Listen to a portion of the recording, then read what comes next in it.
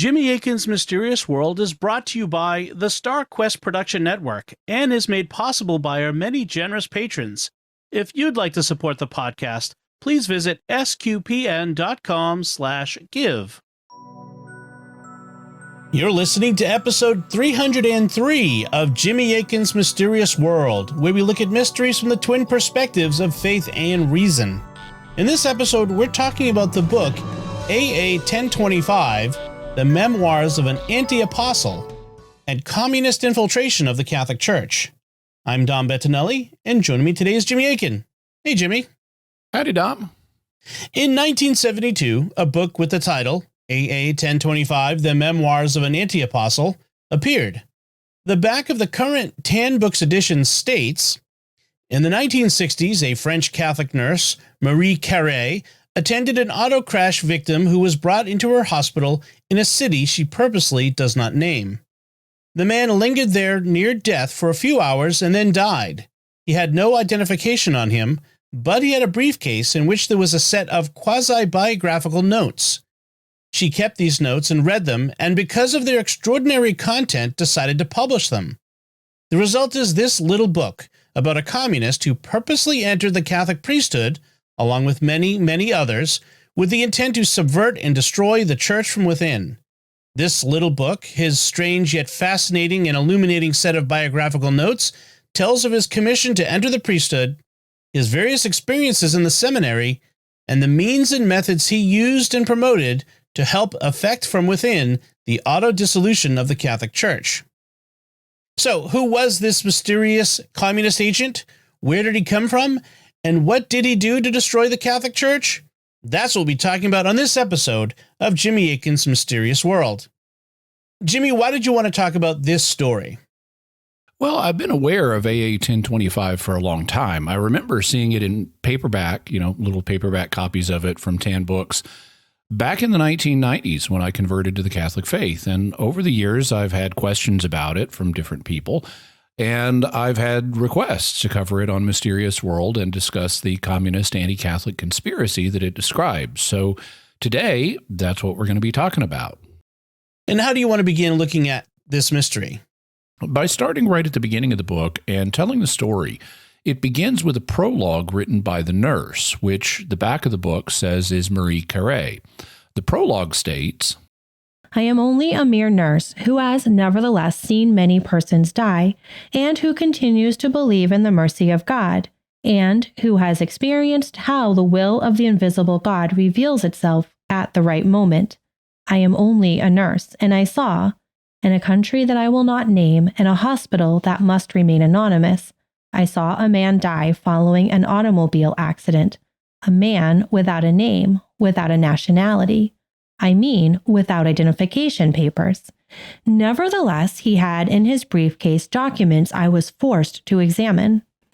Apparently, this text of about 100 typewritten pages could bring no clue allowing one to identify this injured man. But who knows? Moreover, let me be honest. And since I have spoken of confession, let me be completely honest about it. I already had decided to read these intimate notes. So I gave in quickly to this temptation. I could not foresee that, by letting my feminine curiosity stifle my scruples as a nurse, that I should come upon a voracious document that would upset and overwhelm me. As this text was too serious to be simply thrown into the fire, too compelling to be entrusted into anybody's hands, or it seemed too truthful to me. Do not try to find out who I am. You will never do so. But my injured patient seemed to be more or less a Slav. But this is not particularly important since he could not speak. I gave him a name. I called him Michael, because this archangel often helped me. Upon reading the 100-page manuscript, she discovered that Michael, as she named him, was actually a Soviet agent, and after he died, she decided to publish his manuscript in order to warn people about what he'd done and what was going on. Michael's own manuscript begins this way. I ask myself why I feel like writing my memoirs. It is rather strange. I believe that I write them because I do so every night in my dreams, whence a kind of complicity that forces me, I imagine, to continue during the daytime. But it matters not. No one will ever read them. I will destroy them in due time. I am the man without a name, the man without a family, without a country, and without heritage. I am one of those people whom bourgeois and bureaucrats despise. On account of this, and of those who have wanted to be good to me, I have suffered stupidly. Michael then goes on to relate what appears to be his first memory. I was at first the small boy without a name. I seemed to be 3 years old. I was crying and dragging myself on a Polish road. This was in 1920. Therefore, I can safely presume that I was born in 1917. But where and from whom? It seems that I could scarcely speak, that my Polish was very poor and my Russian still worse. I did not appear to understand German. Who was I? I could not even say my name anymore. For after all, I had a name, and I had answered to the call of my name. Hereafter, I will have to be content with the name chosen by my adoptive parents. So Michael was apparently born in 1917. His first memory took place in Poland. He appeared to be Slavic, which would point to an origin in Eastern Europe. But from his lack of skill with various languages, it appears he was not from Poland, Russia, or Germany. He knew his birth name at the time, but he no longer remembers it. Fortunately, he was soon found dragging himself along the Polish road and adopted. Even today, after 50 years, a wave of anger, although much lessened, crosses my heart every time that I recall Dr. and Mrs. X. They were good, they were generous, they were magnanimous. They had no child, and they adopted me. They loved me more, I believe, than a child of their own. They loved me because I had dragged them out of the despair in which sterility had plunged them. He was thus adopted by a doctor, a medical doctor, as the text soon makes clear, and his wife, who could not have children of their own. The text describes his feelings about them in the present after 50 years. Since he was born in 1917 and discovered by the couple in 1920, that distance of 50 years would put the writing of the manuscript around 1970, plus or minus a few years.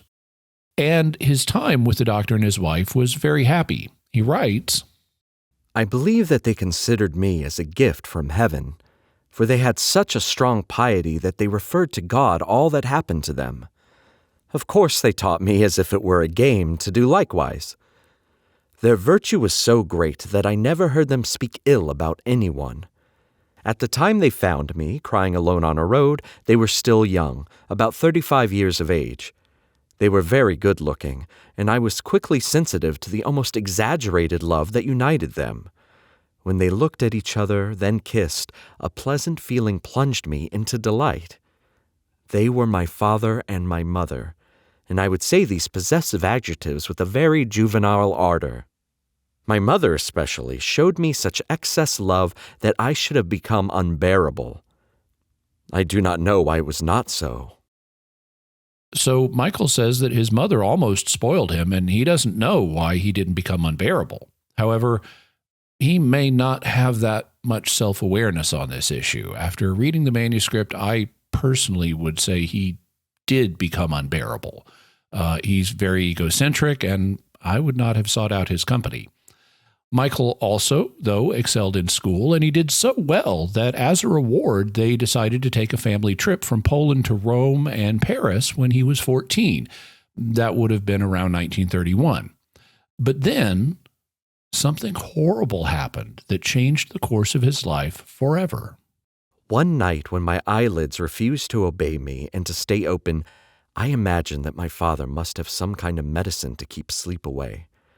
So I tiptoed to the parlor. They were in the adjoining room and were talking about me.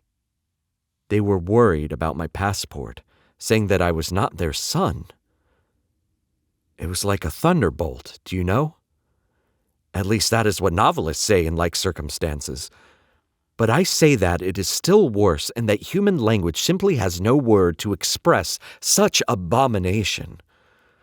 My body ached from head to toe. I did not know pain. That is why its first visit seized me completely and took command of my life for a certain time. My pain urged me to leave, and I did so at once without bringing anything with me. I would even have liked to leave naked so as to owe nothing to those people. For surely they were and are always those people. The hatred that I feel for them matches the love that they showed me. For they always lied to me, even if they really loved me. That I will never forgive them for. I forgive nothing by principle. If I were logical, I would be grateful to them. It is thanks to them that I am today one of the most redoubtable secret agents. I've become God's personal enemy, the one who has decided to have taught and proclaimed in the whole world the death of a God who in fact has never existed. This may indicate that the doctor and his wife may have done something fishy when they took Michael into their home. If they had adopted him outright, then his passport would have him listed as their son. So maybe they just found him on a road and took him in without going through the actual adoption process. Kind of like in some versions of the Superman story where Ma and Pa Kent run across baby Kal-El just before a severe winter strikes and they pretend that he's their biological son that Martha had over the winter when they were snowed in. In any event, the doctor and his wife apparently won't be able to produce a passport listing Michael as their son, and they're worried about what will happen if they try to take him abroad.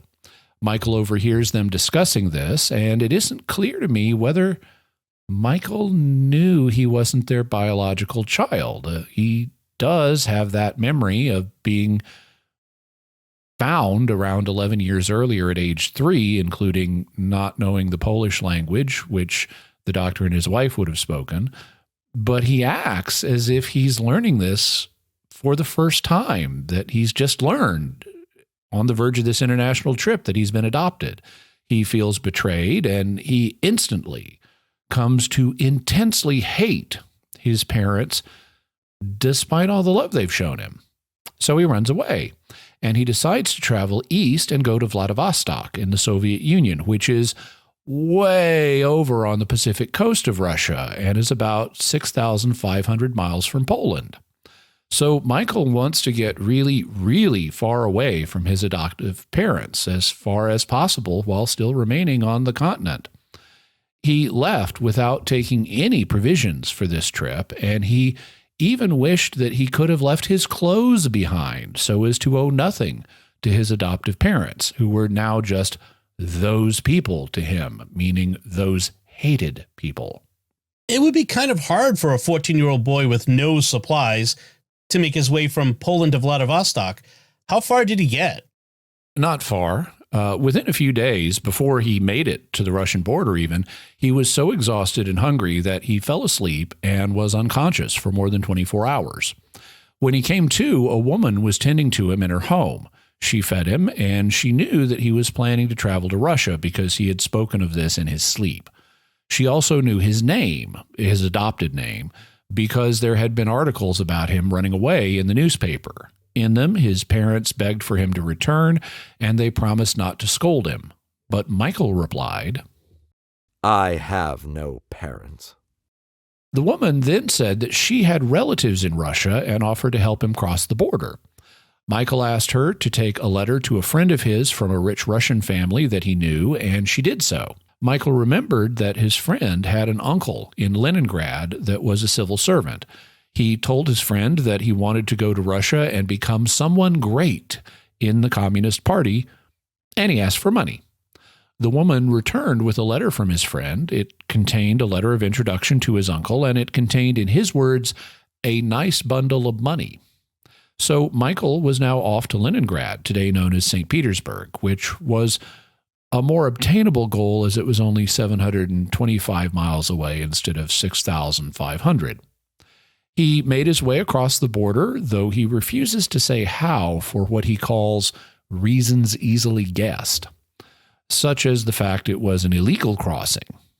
He made his way to the uncle, who he liked very much, and he told the uncle of his desire to join and rise in the Communist Party.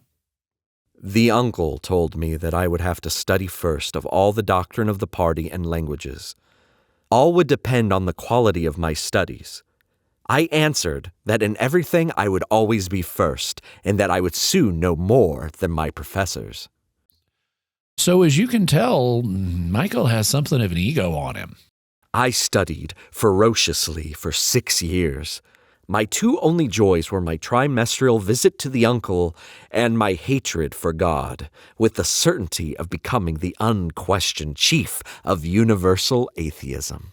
The 14-year-old Michael thus wants to become the unquestioned chief of universal atheism. Nice to have goals. Fortunately, he found learning the needed languages and Communist Party teachings was easy for him. My determination to learn the maximum was greatly helped by an astonishing memory. After reading a book attentively, I knew it by heart, even if it were written in a pretentious style.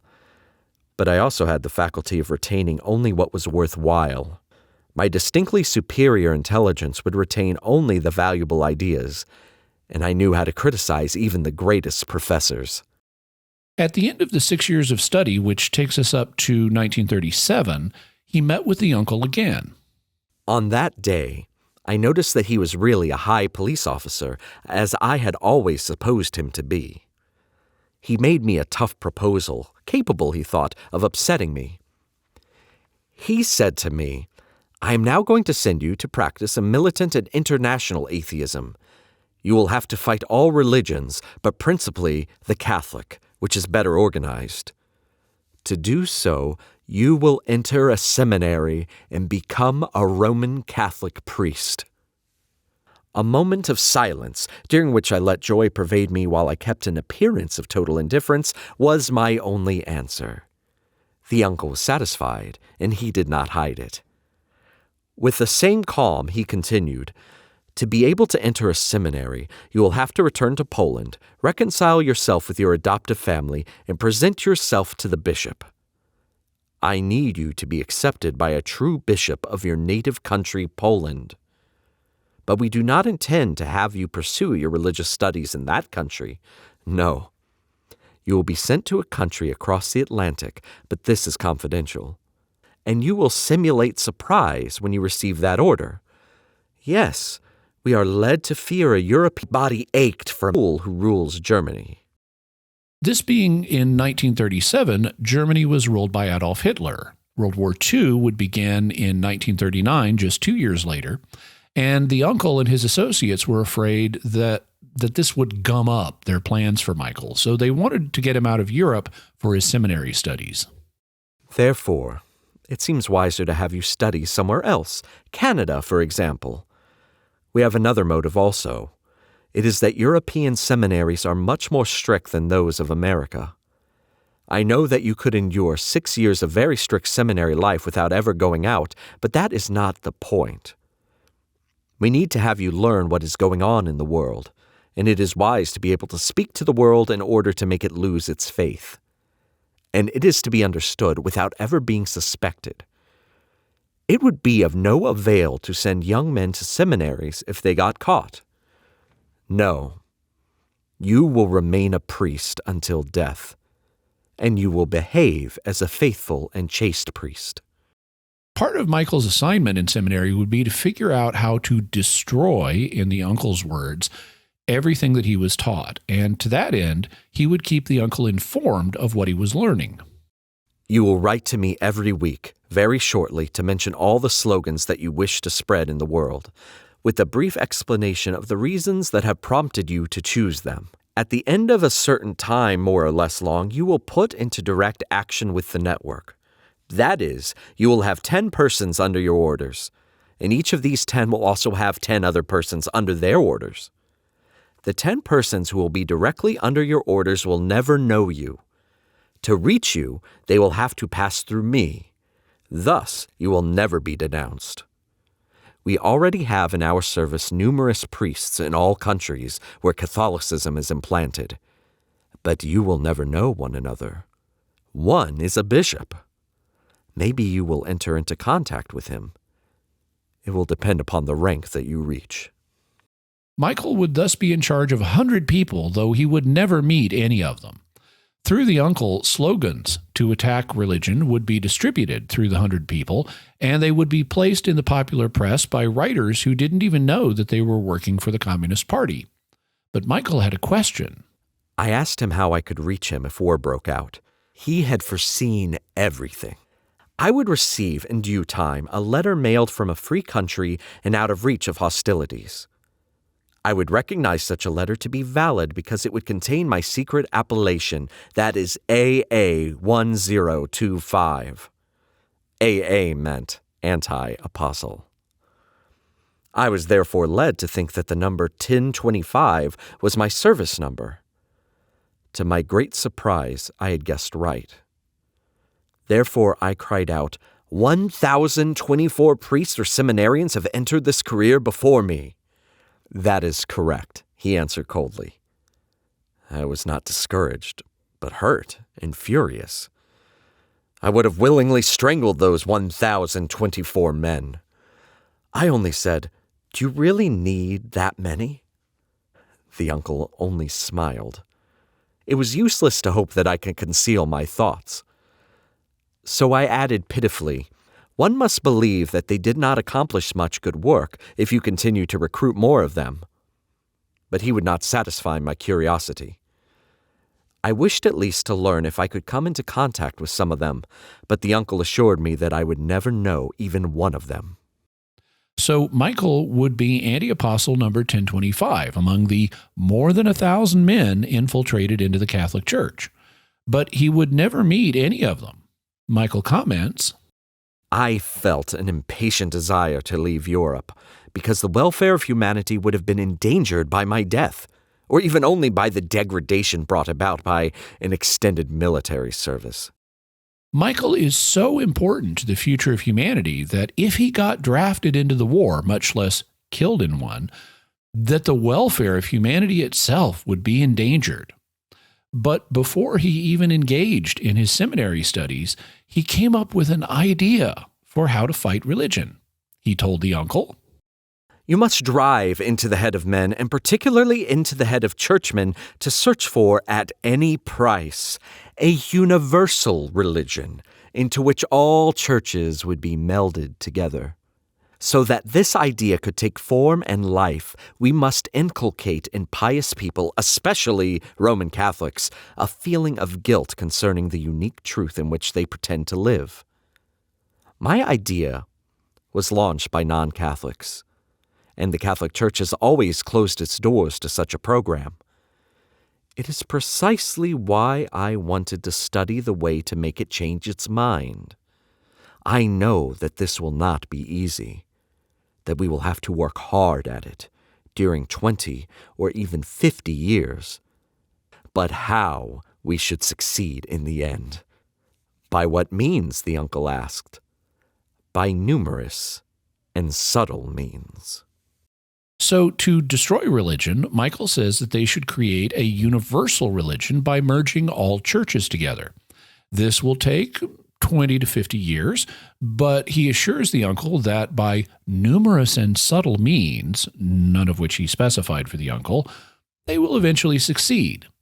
Michael had written out these ideas in a dossier that he gave to the uncle.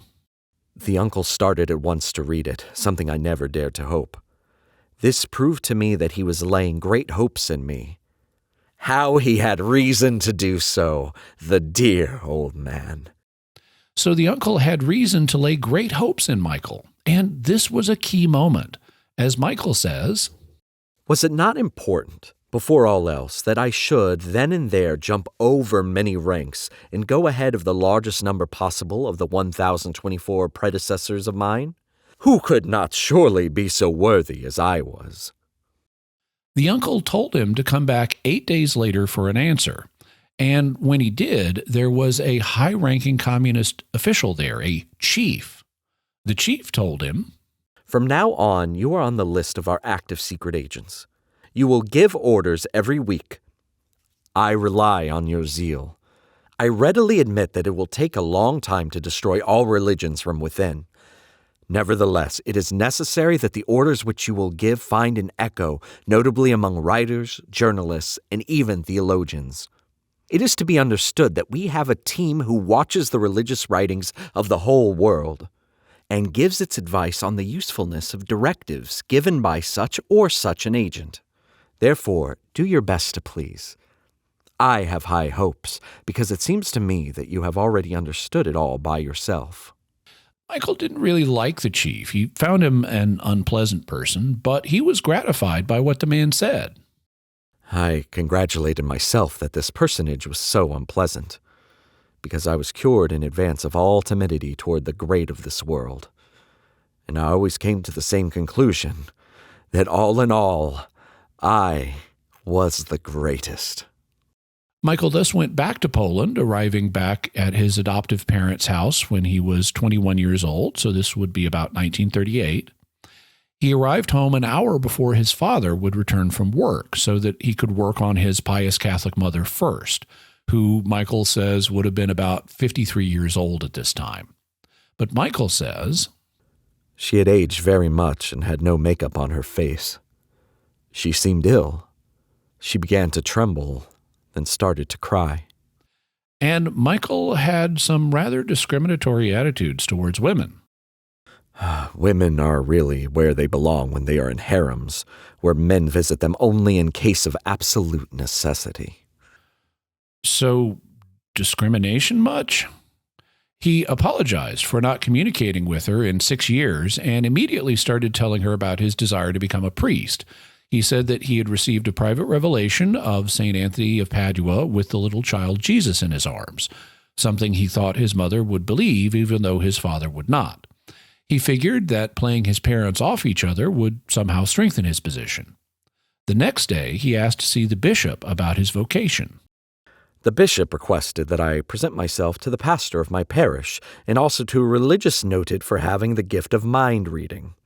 This gibberish simply meant that this good man was capable of detecting false vocations from the simply imaginary to the frankly perverse. Michael's visit with the pastor went well, and the pastor was enthusiastic about having a vocation in his parish. His visit with the religious also seemed to go quite well. Of course, I manifested the most exquisite modesty. It is indeed a self-styled virtue very easy to imitate. It is even a very amusing game. And I was an ace at modesty, as well as many other acts. But he was shocked when he was called back to the bishop's house and informed that the religious did not think that he had a vocation. He sent a letter to Russia indicating that the plan had hit an obstacle in the form of the religious, and he received a note back saying, "Suppress the obstacle." So he met again with the religious. I told him that I could even take away his life if I could by that gesture succeed in entering the seminary. He answered that he knew it. Then and there, I was truly stupefied. And we remained silent a long while, looking at each other. And again he spoke, saying, "You do not know what you are doing." Then I got up and caused death without wounds. Men of my worth have all the chance of undergoing a special training whose precious secrets come from Japan. You see, Michael had been trained in Japanese killing arts, and he's apparently learned a reported technique that allows you to kill without leaving a mark. This may have been the reported touch of death move that is rumored to exist. In Chinese, it's sometimes called dim mak, which means press artery. And there's a variant known as vibrating palm. But whatever version Michael used came from Japan, and it caused the religious to die of an apparent heart failure. But Michael did pay a price for using this technique. The next day, my body was covered in pimples. I was furious because it was a sign of weakness, a sign that my liver could not support such tension. I was stupid. But I congratulated myself because my father thought that I was really suffering on account of not entering the seminary. And he took pains to go plead my cause with the bishop, with success. This year, 1938, Michael was coming up with really good ideas to fight religion. even before going to seminary. He writes, "It would do some good that a prophecy be sent throughout the world that would be the following. Some day you will see married priests and Mass said in vernacular tongues. I remember with joy that I was the first one to say these things in 1938. That same year, I urged women to ask for the priesthood. And I advocated a Mass, not a parish Mass, but a family Mass that would be said at home by the father and mother before each meal. Ideas crowded into my head, each one more exciting than the one before it." So Michael was the first one in 1938 to propose married priests and translating the liturgy from Latin into vernacular languages like English, Spanish, and Polish.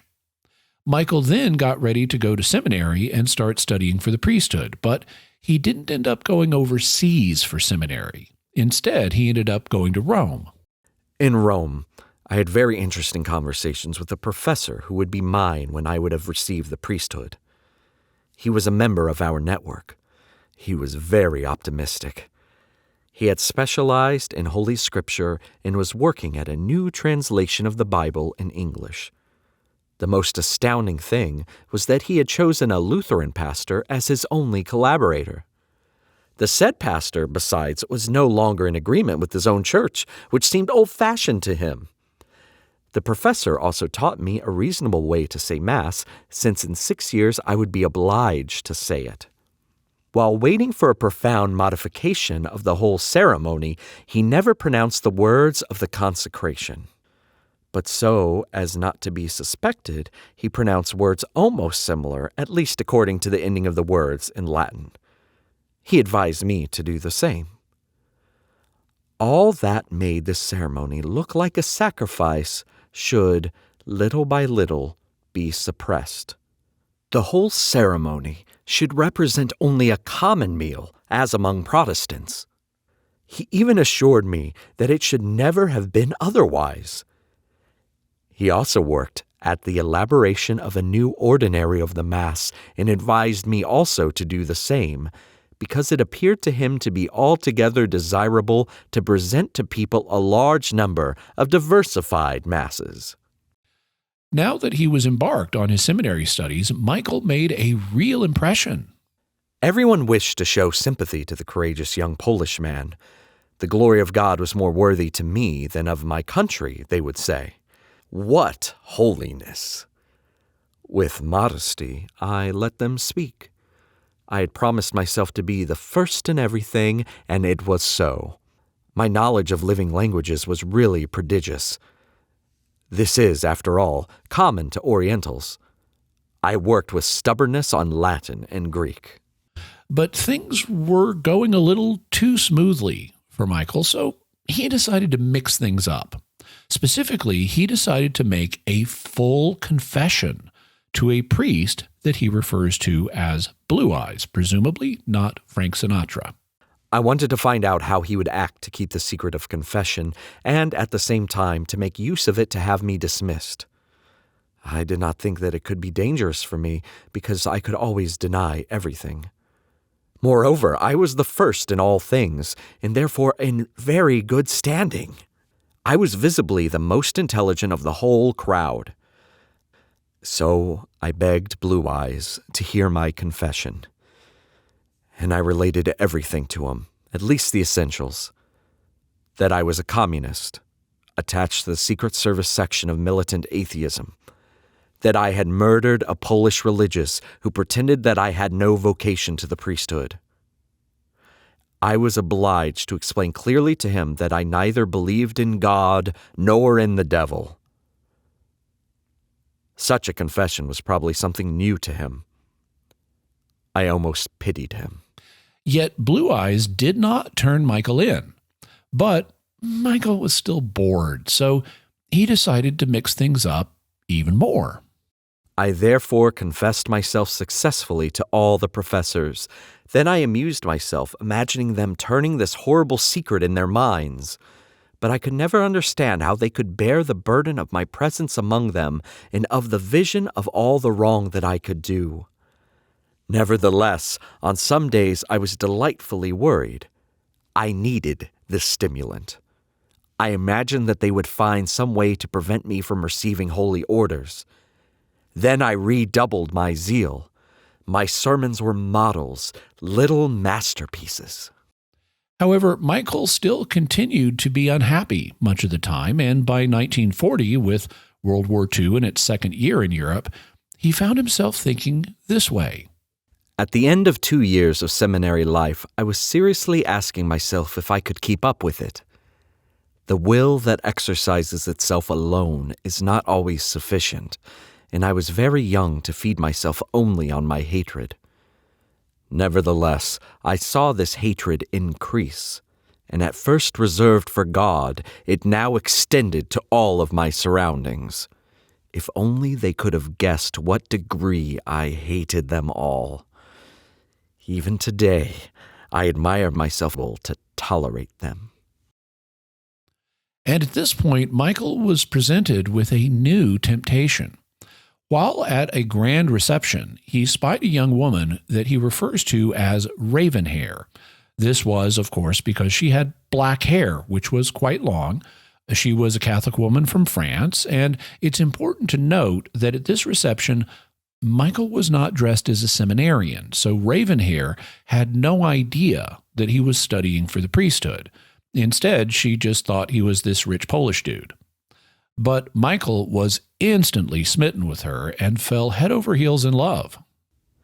I spoke with Ravenhair for a few moments during which I could not eat her all up, because what was dominating my inner self was the desire to take this young girl all for myself and to hide her in a small house, far from all, a little house in which she would promise to wait for me. She had very large, dark eyes that looked at you with an embarrassing seriousness. And when she was invited to dance by other men, I had to hold both my hands behind my back in order not to kill the one who took her away from me. I must succeed in getting her to wish nothing else but to wait for me. Any means would be good to attain this end. She belonged to me, that's all. I had taken the decision of directing her thoughts because I considered that she belonged to me forever. So, really serious case of love at first sight that zooms immediately into the creepy and manipulative. If you love somebody, set them free. Don't take them to a cabin and lock them up and determine that they're yours forever on the night you meet them and that you need to direct their thoughts. Creepy obsession much? One day, as Michael was getting together with Ravenhair, he hit a bit of a speed bump in their relationship. The woman of my dreams wore on that day a very simple blue dress and had around her neck just one jewel, a large medal of the Virgin called the Miraculous Medal. My eyes kept returning all the time to that object and were scorched by it. I would have liked to snatch it away from her and throw it out the window. And her wearing the miraculous medal would become something of an issue. However, it was not long after Michael's third meeting with her that Hitler invaded France. The Battle of France began on May 10th, 1940, and it was over 6 weeks later, by June 25th of the same year, so the French had unfortunately lost hard. The miraculous medal also kept being a sore spot in Michael's relationship with Ravenhair. She sensed a certain distance between them and asked what the cause of it was. I hesitated a long while, and I decided to risk everything with her by pointing at the medal that she wore on her neck. She looked at me with great surprise. "Don't you have the faith?" she asked simply. I said no, without adding anything else. She implored me to explain the effect that the medal produced on me. I answered her, "It is an obstacle in the sense that it represents something which we will never be able to love together." While she was thinking this over, I insisted, saying, "Moreover, it seems on purpose to come between us two in order that we might never belong to one another." Now, this illustrates a difference between Ravenhair and myself. If I was interested in someone and they said they did not have the faith, it would be game over. You have to assume that, especially early in a romance, the other person is going to be on their best behavior and that you'll see more of their real self over time. It's foolish to think that someone will change for you, and even more foolish to think that you will change them. The best you can hope for is a slow maturation that will hopefully occur over time. So if at the beginning of a relationship, someone told me they didn't even have the faith, I'd discontinue the relationship. However, that's not what Ravenhair did. Then she took off the medal and gave it to me. I put it in my pocket, asking myself what I would do with it. By this gesture, she had united our two destinies in a very strange manner. She was tactful enough not to ask me what I was going to do with it. In the following days, I had some anxiety about this subject. I had the temptation to get some information about this thing, which bore the qualifier miraculous. Not that I could believe that this ornament had the power to perform miracles. According to me, nobody performs miracles. Those that are narrated as such are either invented or will later be scientifically explained. Nevertheless, I read that this medal was reputed to have brought back unbelievers to the faith. I did not believe in the reality of this fact, nor even, of course, in its possibility. But I feared that my dear friend had this hope in her heart. Michael thus thought that Ravenhair had given him the medal in hopes of converting him, and when he asked her about this, she confessed it freely. "I never lie," she said. "Surely I want that medal to bring about your conversion. I ask that favor every night and morning, my poor dear, and also many times a day, maybe at every quarter of an hour." I did not know how to answer. As the conversation continued, an alarming development occurred. Michael became enraged and writes, "I do not know what prevented me from raping her at that very moment. She will never know how close she came to it." Yikes! Anyway, Ravenhair's devotion to the Blessed Mother and the miraculous medal may have turned his thoughts towards destroying Marian devotions. For example, he decided it was essential to destroy the rosary. This devotion, which professes to honor 15 so-called mysteries, must be vigorously destroyed. It is capable, all by itself, of maintaining and propagating the faith in a triune God. As for all other things, it will be necessary to make all those who keep on reciting the rosary feel guilty. Such is the summary of my orders, which I sent throughout the world at the time when, in my seminarian's room, I had hung up on the picture of the one I could never marry the medal spoken of as miraculous. So, despite sending orders throughout the world to destroy the rosary, Michael hung up the miraculous medal in his room over a picture of Ravenhair. But Michael also had a communist buddy named Achille, who was his singing professor. I could not refrain from telling him the whole story about the medal. I was dumbfounded by his answer. He told me, "Beware. All that is said about that medal is true. If you have it in your room, you are in danger." I asked him if he had a fever. He pretended not to hear, but the very sight of this medal made him sick, and he could never bear its presence without becoming wild. The human heart is an incomprehensible chasm. That my old professor, an ardent communist, could speak in such a manner worried me greatly. For the first time in my life, I had doubts about the success of my mission. I wanted to discuss it with him, but to no avail. Achille answered me, "I believe in nothing, neither in God nor in the devil, much less in the Virgin Mary. But I am afraid of that medal, that's all." Michael then decided that he needed to make Achille confront his irrational fear of the miraculous medal. On the following Saturday, before going to visit Ravenhair, I went by Achille's house with a hammer, a nail, the medal, and its chain. Without allowing him to discuss it, I went straight into his room. I hammered the nail at the head of his bed where the crucifix is often placed, and I hung on it the miraculous medal.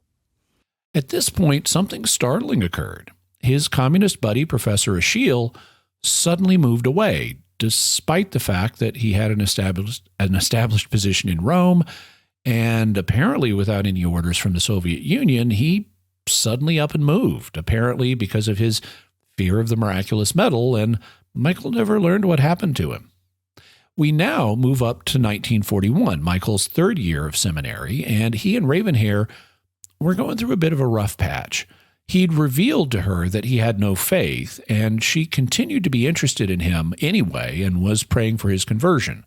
But she told him that they shouldn't see each other for a while, and it wasn't always super easy for him to be away from her.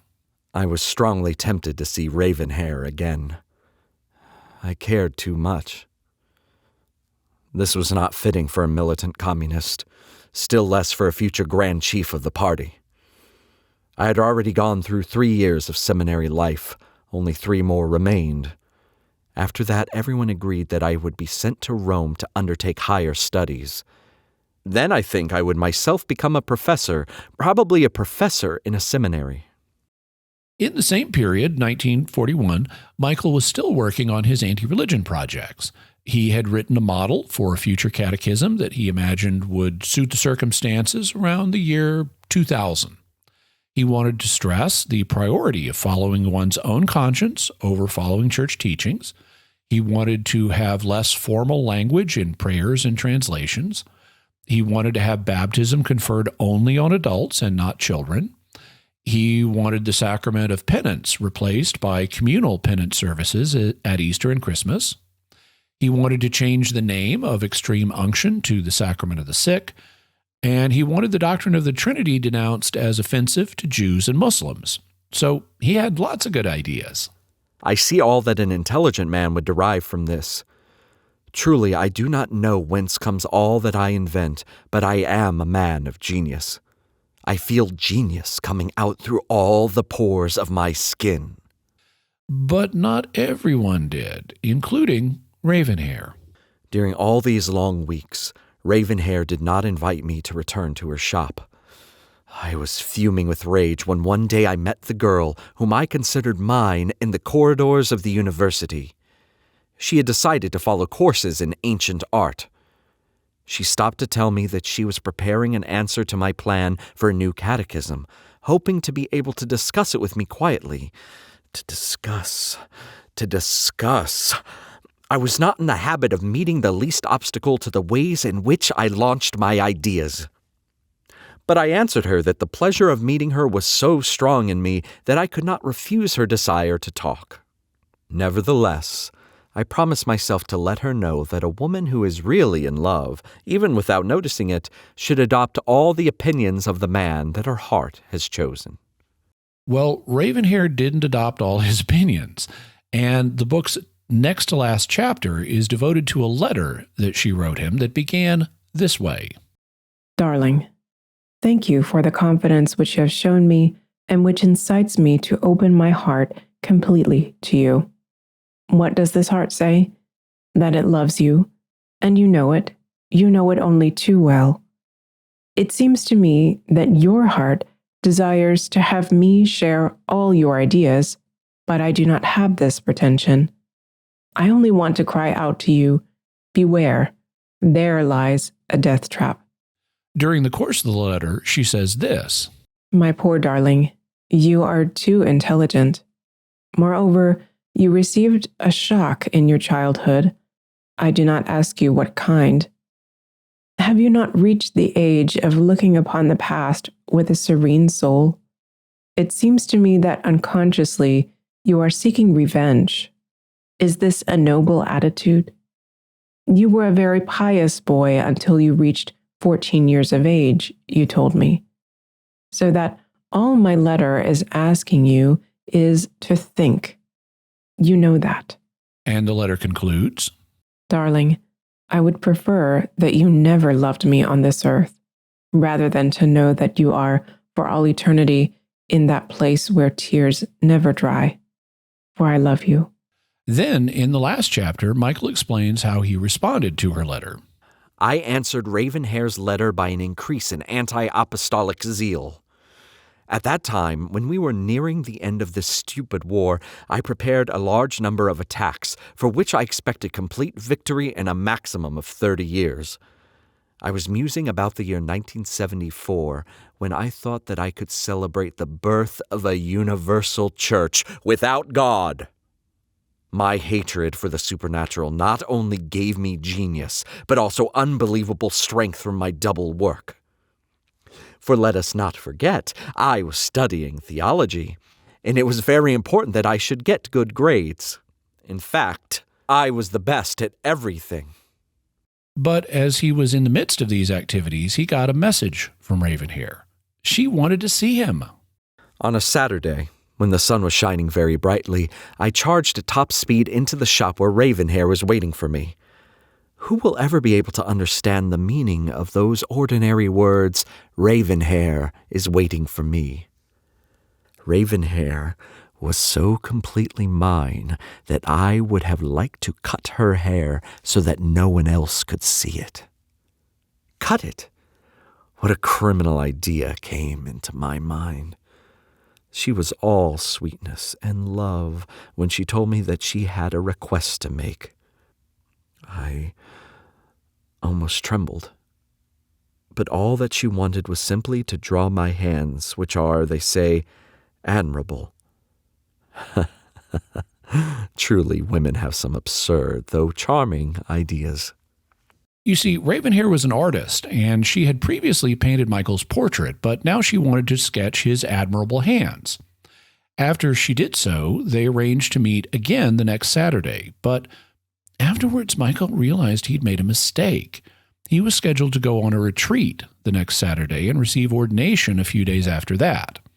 We're now in 1944, the end of Michael's 6th year of seminary. And remember, Ravenhair does not know that he's studying for the priesthood.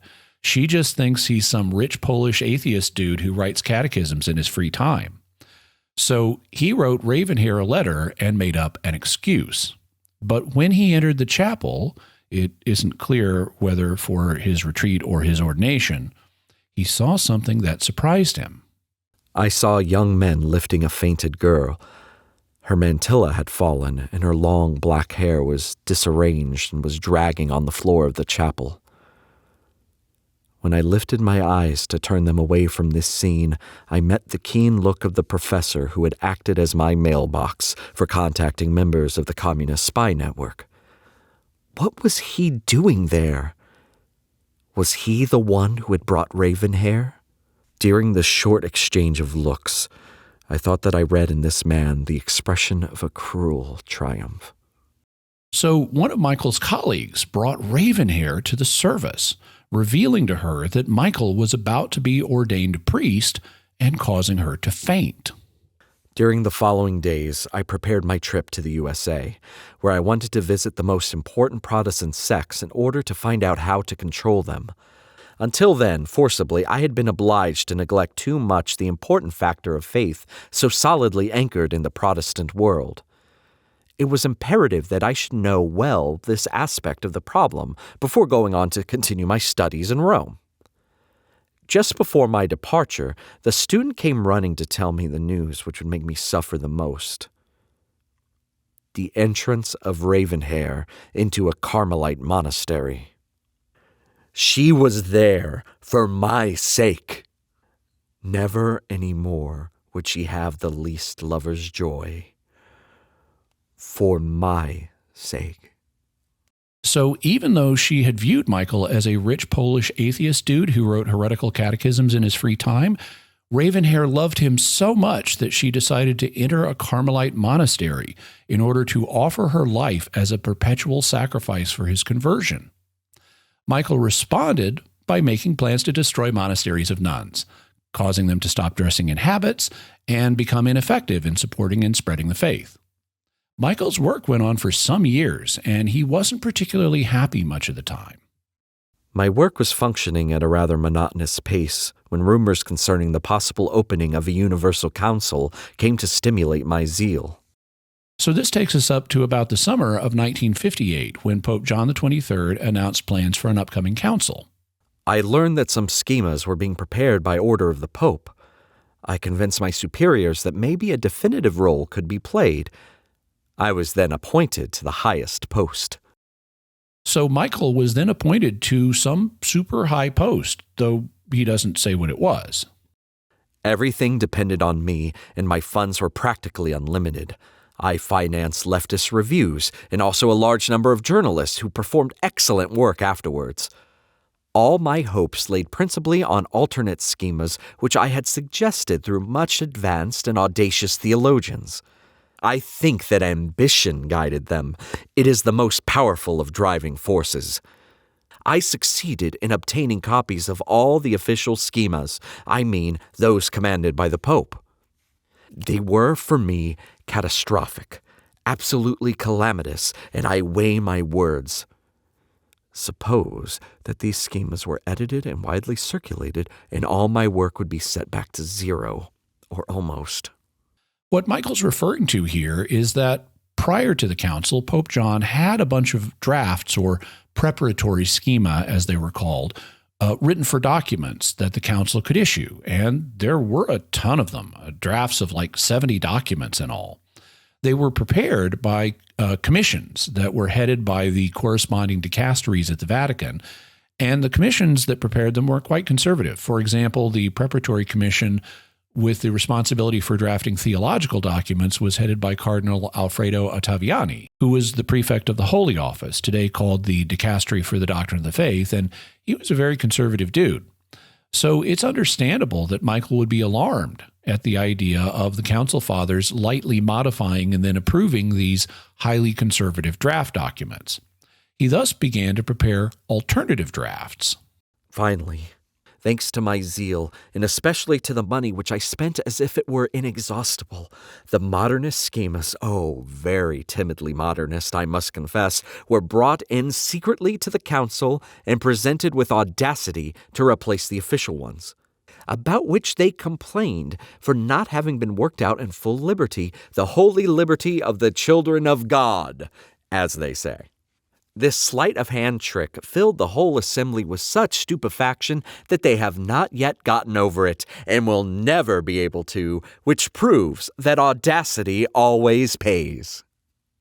What Michael is referring to here is that when the council actually met, the council fathers objected to the schemas that were presented to them. They were like, hey, we didn't come here just to ratify a bunch of pre-prepared documents you drafted here at the Vatican with only minor changes. If this is an ecumenical council, then we as bishops need to be involved in a substantial way in the creation of the documents. And so the preliminary schemas were retracted and the council fathers got busy drafting new ones.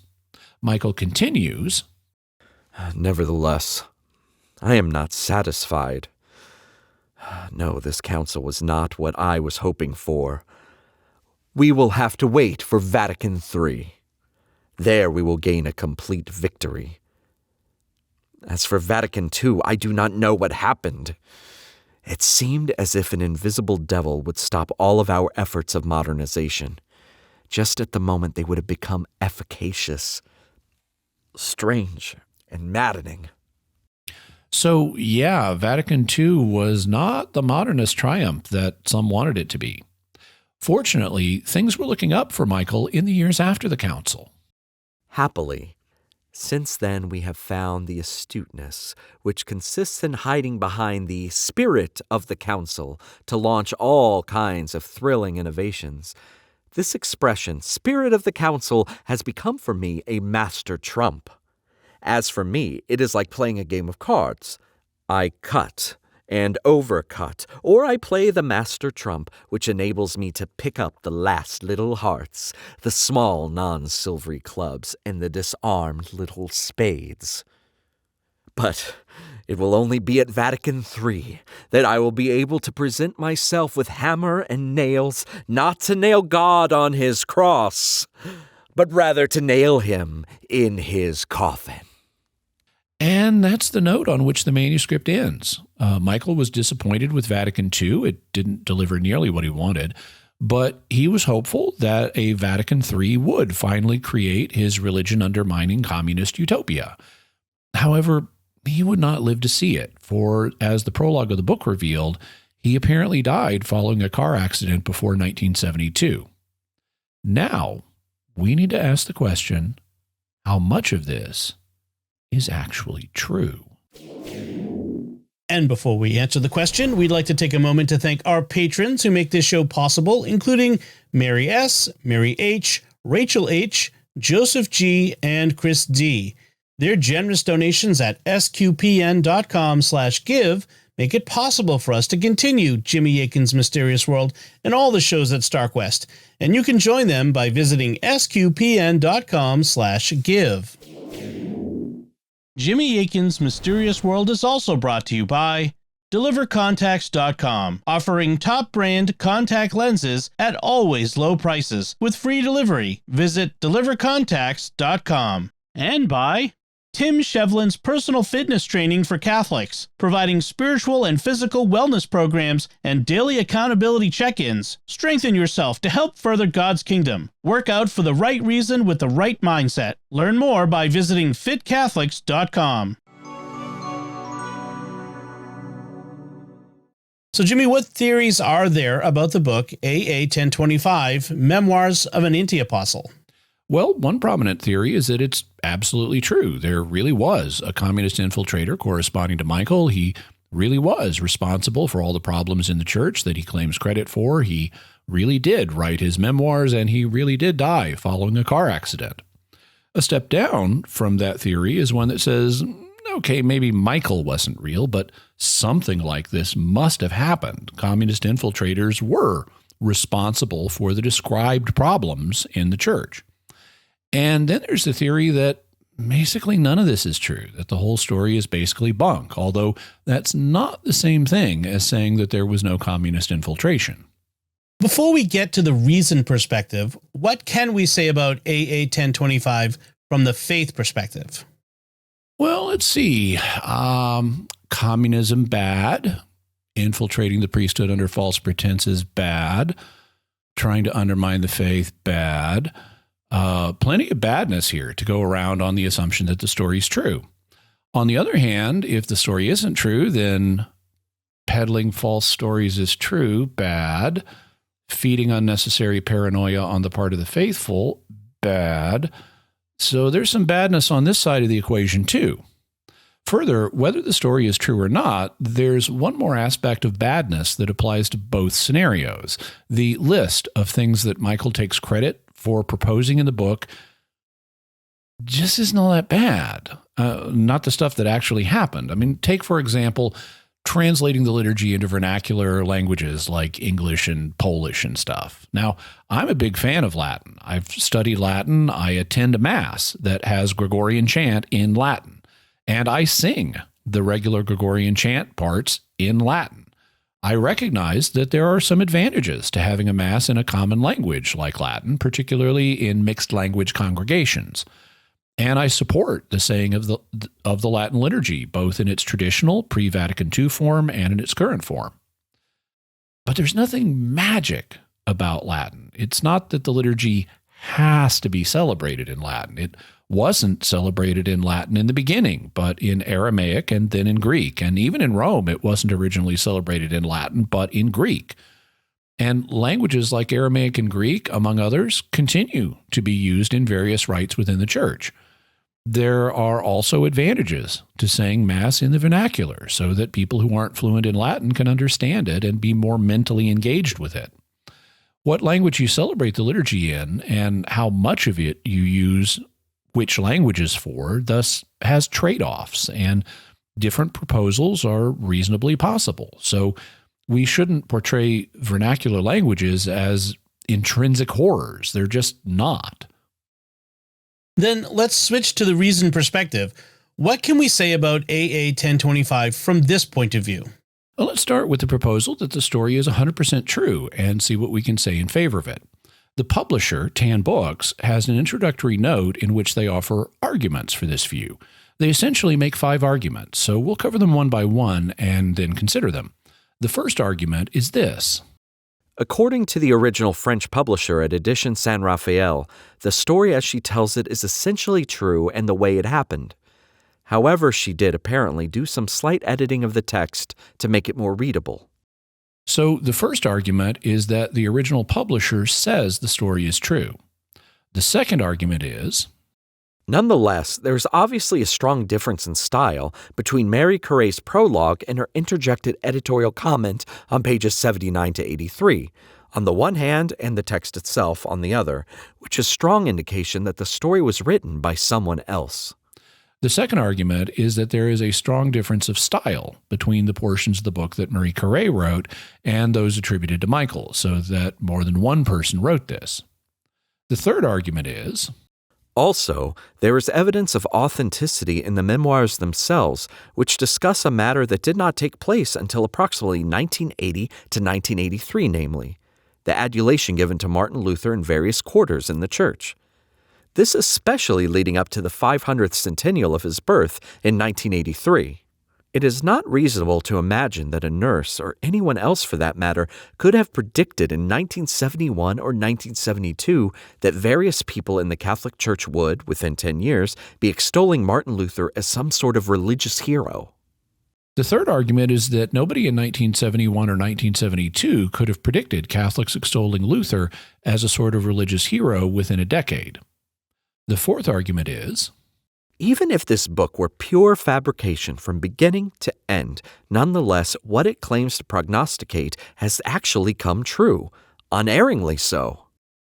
So the fourth argument is that even if the book is a fabrication, what it predicts has unerringly come to pass. And the fifth and final argument is, besides this, moreover, all the many profound and even revolutionary changes that have occurred within the Catholic Church since Vatican Council I, 1962 to 1965, had to have been conceived in the minds of people intimately familiar with the workings of the Catholic Church, and also had to have been promoted by such people through the influential channels within the Church, or they never would have been accepted and put into place. the fifth argument is that the changes that have happened in the Catholic Church since 1965 had to be planned and promoted by influential people in the church. Now, let's go back through those arguments and consider them. What do you make of the first argument that the original French publisher said the story was substantially true, except for minor edits of Michael's manuscript that Marie Carré made to make it more readable?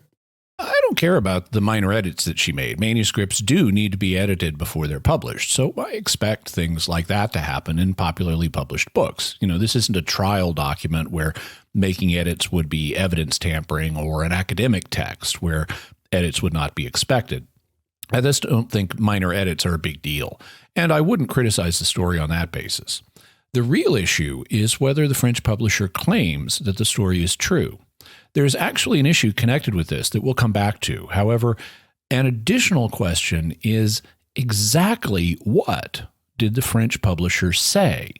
Lots of publishers come out with books in their nonfiction category, which implies that they're essentially true. But it sometimes turns out that these books aren't true and that the publisher made a mistake. So I'd like to know specifically what the French publisher said. I'd like to see an exact quotation that describes the links to which they went to verify the story. In other words, how does the publisher know that the story is essentially true? Did they just take Marie Carré's word for it, or did they do fact-checking? And how much fact-checking? Only certain parts of the story can be fact-checked. They could, for example, verify that Marie Carré was a nurse during the relevant time frame. They could verify where she worked and thus where Michael would have died. They could have looked at Michael's name unknown John Doe death certificate and verify that someone died under these circumstances. They could have verified that when he arrived at the hospital, Michael's possessions included a 100-page manuscript.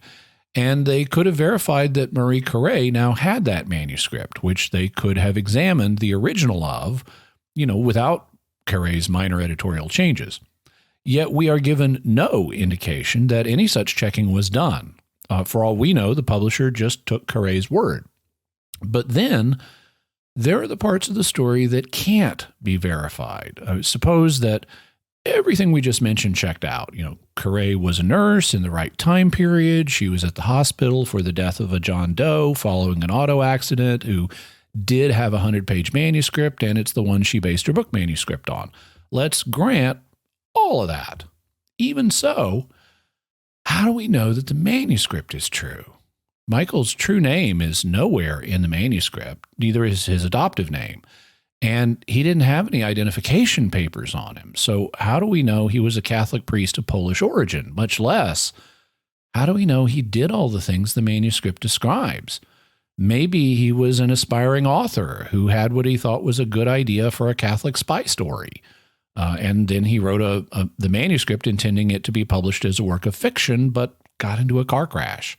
Or maybe he was a delusional nut job who invented a self-aggrandizing fantasy life story for himself. Or maybe he was a communist agent who wanted to cause problems in the Catholic Church by falsely claiming credit for everything that many believed had gone wrong, and then he got into a car accident. Bottom line, if we don't have a way to investigate Michael's part of the story, we don't have a way of establishing its truth. So even if the French publisher extensively fact-checked Carre's part of the story, we don't have proof that the story of the manuscript itself is true. You'd have to do additional checking for that. What do you make of the 10 books' second argument, that there's a difference between the parts of the book written by Carre and the parts reportedly written by Michael? Well, there are two such parts. The first is the prologue, which we quoted from earlier, and the second is an interruption in chapter 13, in which the nurse gives a long series of complaints involving priests and changes in the liturgy and church law. She's quite impassioned about this and begs the editor and the reader's pardon for such an emotive expression. When comparing these passages to the parts of the book reportedly written by Michael, I would say several things. First, and granting this is all in translation, not the original French, but first, this is an entirely subjective claim. There is a way to give at least a degree of objectivity to it, which would be to take the French originals of both texts and do a stylometric comparison of them. Stylometry is a discipline that looks at aspects of text style statistically, like how often an author uses certain words, how often he uses conjunctions, how long his sentences are, what type of structure the sentences have, and so on. The proposal is that you can sometimes figure out whether a person did or didn't write two texts by looking at the stylometric statistics. Personally, I think that stylometry is iffy and still in its early stage of development as an investigative technique, but doing such an analysis on the text here would give us at least some added degree of objectivity, as opposed to an impression that's just purely subjective. However, we don't have stylometry on these texts. Second, I would have to say that I personally don't find the style that different. In fact, I was struck by how similar the style of the nurse passages are with the style of the spy passages. For example, they both have a conflicted writing style where they engage in internal debates, like the nurse being conflicted and debating in the text whether she would publish the manuscript, and the spy being conflicted between his mission and his love for Ravenhair. They both also think in terms of black and white, things being really right or really wrong. They both have a florid, complicated writing style that includes lots of unnecessary material and digressions. They both include wandering stream of consciousness elements. They both approach or can approach subjects obliquely rather than head on. They both use a notable number of poetic flourishes, and they both have super dramatic, super emotive writing styles. So speaking as an author who thinks a lot about writing styles, I just don't see them as being that stylistically different. Third, even to the extent that they are stylistically different, this is something a competent author can do.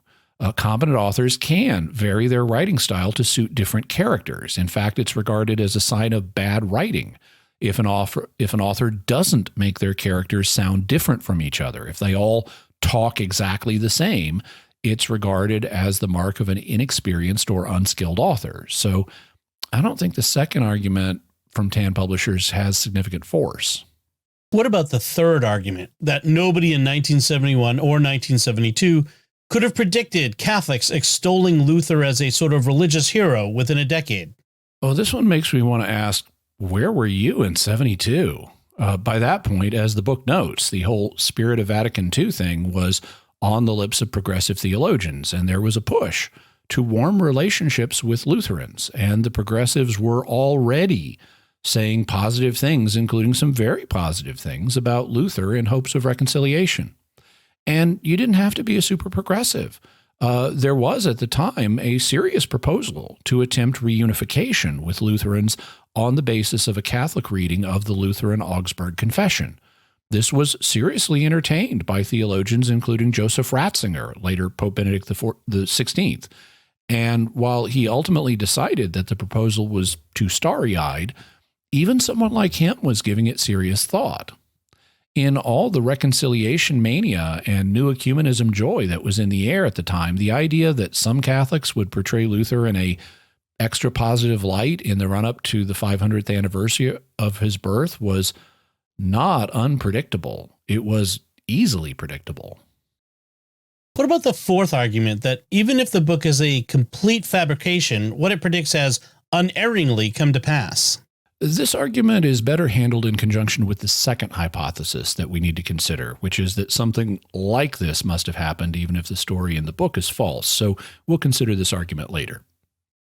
And finally, what about the fifth argument, that the changes that have happened in the Catholic Church since 1965 had to be planned and promoted by influential people in the Church? Well, it's true. Changes don't happen in the Catholic Church without Catholics planning and promoting them. And the more significant the changes are, the more influential some of those people need to be. But so what?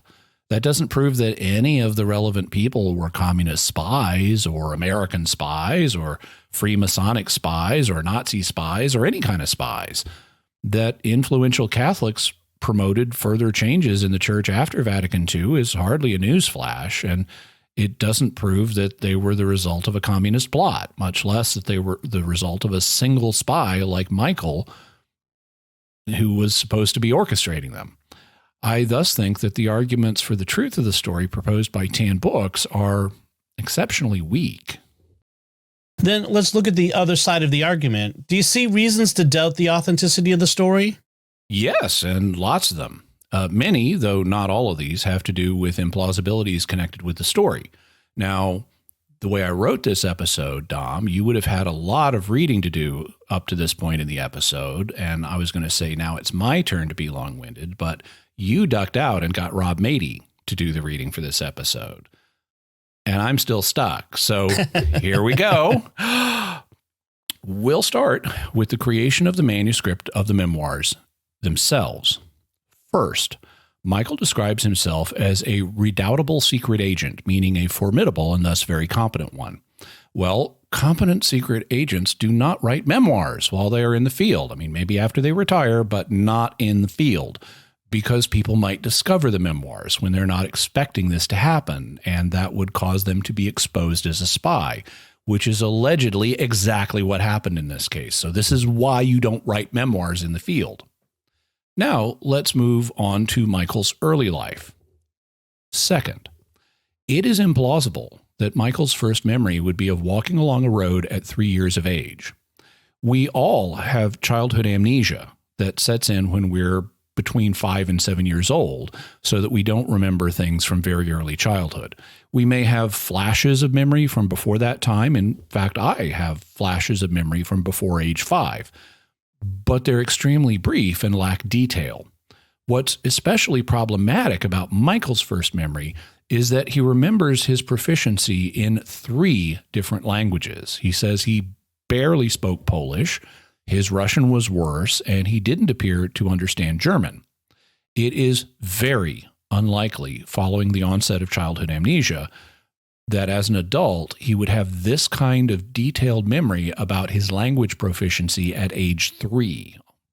Although, perhaps someone told him about his language proficiency at a later age. A third implausibility is the worry his adoptive parents had about his passport when he was 14 years old and they were planning a trip to Rome and Paris to celebrate Michael's academic success. Michael said that they were worried about his passport saying he was not their son. Well, it certainly would raise questions at the border if your passport showed that you were transporting a child that was not yours across international boundaries. But why would Michael's passport say that? It's implausible that it would say anything like that unless his super well-off, super pious Catholic parents had failed to adopt him. If they'd adopted him, his passport should be consistent with him being legally their son. And if his parents implausibly had not adopted him, why would he have a passport at all? How did they file the forms to get it? It's implausible that they would have been able to obtain a passport for him if he wasn't legally their son. And why wouldn't it just list him as having their name, even if they'd never formally adopted him? And it wouldn't have had his birth name on it because Michael says he couldn't say his birth name anymore when he was found, so he didn't know it. So we have a network of implausibilities here. Then, fourth, there's the implausibility of the sudden hatred of his parents and corresponding abandonment of his faith. Michael says that before this point, he loved his adoptive parents a great deal, and he was extremely sincere and devout in his Catholic faith. But upon hearing his parents' conversation about his passport, he suddenly came to hate his parents and their faith. But why? He's given us no indication that he didn't know he was adopted. In fact, he records his memory of being age 3 and meeting his adoptive parents. So this should not have come like a thunderbolt, as he says. And he would have no reason to conclude that his adoptive parents had been lying to him, which he says is what he did conclude. So this is very implausible unless the manuscript simply fails to communicate what actually happened. Fifth, there's the implausibility of his going to Russia.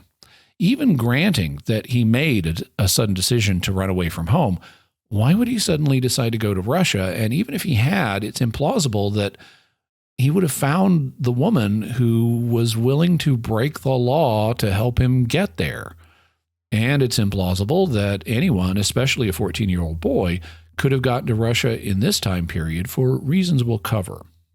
When he gets to Leningrad, he makes contact with his friend's uncle, which is not implausible, and the uncle helps him get a communist education, which is also not implausible. But then after that education, the uncle gives him a covert assignment. So seventh, it's implausible that a local police official like the uncle would have assigned him to go undercover in the West and become a Catholic priest. That is not the kind of assignment a local police officer, even one who was an intelligence agent, would be handing out. That kind of assignment should have required the involvement of and come from someone else in the Soviet intelligence system. Eighth, it's implausible that a 20-year-old boy would have been given such an assignment, partly because it was meant to be a lifetime of undercover work, and 20-year-olds often have changes of mind, especially if they're living off in the decadent West and seeing everything the West has to offer them. They're too unreliable to be trusted with that kind of mission. They can easily turn and expose your whole operation. Ninth, it's implausible that they'd send 1,024 previous men to become Catholic seminarians before Michael. That number is much too high. Out of the 1,024 previous young men, some would have certainly turned and given the program away. 10th, it's implausible that Michael would never have contact with any of his 1,024 predecessors. Even with things compartmentalized, he should have had contact with some of them because they'd encounter situations in the West where they needed to support each other and watch each other's backs. 11th, the whole rationale for his mission is problematic. It's one thing to commit acts of subversion in the West to undermine religion, but Michael says that he was sent into seminary to learn about religion so that they could figure out how to undermine it. And that's just goofy. The Soviets already understood religion. They could just read religious books and newspapers to understand Catholicism. In fact, he says they had a team monitoring Catholic publications, so They didn't need a wet behind the ears 20-year-old to go and learn about it and figure it out for them. Also, if they had already sent over 1,000 men into Catholic seminaries, then they wouldn't need Michael in particular to figure out Catholicism for them. Then 12th, there's how they get him into seminary, which is completely implausible. You don't just send someone back to their family after a 6-year absence and have him apply to go to seminary in just the few days that Michael says he did. That's way too quick and extremely suspicious. 13th, his order to kill the religious who said he didn't have a vocation is implausible. How does killing the guy get Michael into seminary? The man's death wouldn't change the fact that he's already told the bishop that Michael doesn't have a vocation. It could make sense to kill him before he delivered his opinion to the bishop, but the bishop already knew his opinion, so killing him wouldn't do anything. It would only risk exposing Michael. 14th, it's implausible that Michael would have taken training in Japanese death touch techniques. It's questionable whether the death touch even exists, and it's extremely implausible that Michael would have had a Japanese martial arts tutor, what with Japan being bitter enemies with Russia in this period. And it's implausible that closely held knowledge of the death touch would have been passed by the Japanese to the Soviets.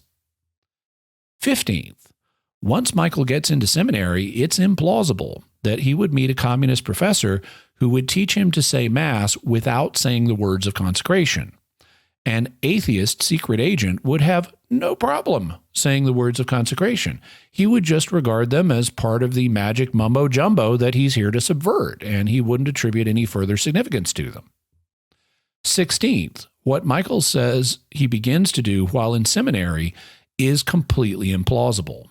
Basically, he comes up with a list of things that reads like a checklist of traditionalist complaints of the post-conciliar church, and he thinks them all up by himself. He's the originator of them. Implausibly, just one guy thinks up basically everything that traditionalists have thought is wrong in the church now. Nobody else comes up with them, just Michael. 17th, Michael then gets them introduced through a network of 100 men that have been assigned to work for him, a man in his early 20s, and he implausibly doesn't meet any of the people working for him. 18th, it is totally improbable that the Soviets would approve this way of doing things. It involves an incredibly low level of decision-making where you let a 20-something living in a foreign country at the lowest level of your intelligence system make all the strategic and tactical decisions for your program. This is not how Soviet decision-making worked. People at or near the bottom had no autonomy in decision-making. Their job was to carry out the orders and decisions of their superiors, and their superiors were not 20-somethings living in the West. They were older men living in Moscow. In fact, this decision-making process is still used in the Russian military, which is one of the reasons the Russians have been having such problems with their war in Ukraine. Their soldiers, unlike ours, aren't trained to assess their local circumstances, take initiative, and make decisions to accomplish the mission. They're trained to do the opposite and just carry out their superiors' orders. The idea that Moscow would have authorized Michael to make the decisions for their Let's Undermine Religion project independently on foreign soil while in his early 20s is just crazy. It's also implausible that the Soviets would have entrusted Michael in particular with this task because the memoirs reveal Michael to be a total psychopathic megalomaniac with delusions of grandeur and a reckless delusional pattern of thinking, as we'll illustrate in a moment. Even if they weren't inside his head, his behavior should have given something of this away to his Soviet superiors, and it's implausible they would entrust him with this degree of authority. 19th, while in seminary, Michael decides to test the seal of confession by confessing to all his professors that he's a communist spy and an atheist sent to undermine Catholicism. It is extremely implausible that a spy would do this. In fact, it is recklessly suicidal. Even if the priests all regarded the seal as applying to this case, at least one of them might decide to brave temporary excommunication by revealing it for the good of the church. And to quote the Lord High Chancellor from Iolanthe, the subtleties of the legal mind are equal to the emergency.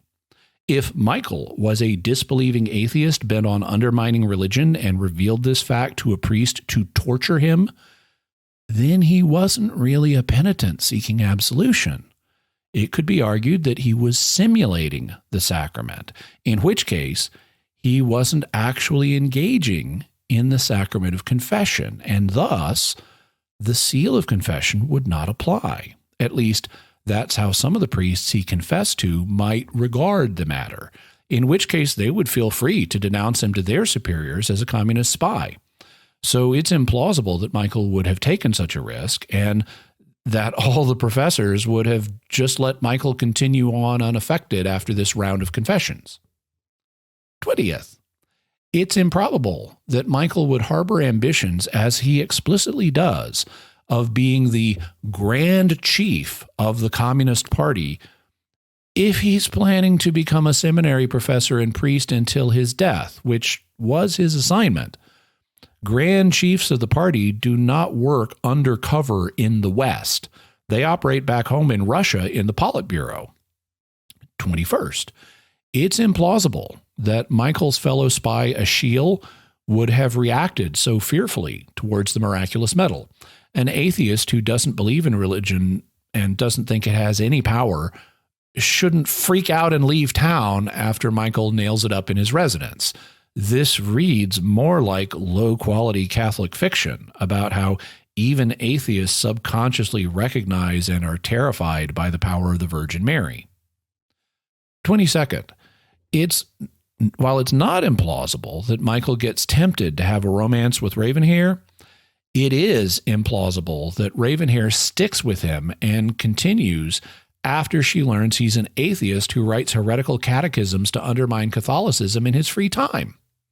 It's particularly implausible that once she learns he's being ordained a priest, that she decides to become a nun and go live in a monastery and sacrifice her life for his conversion.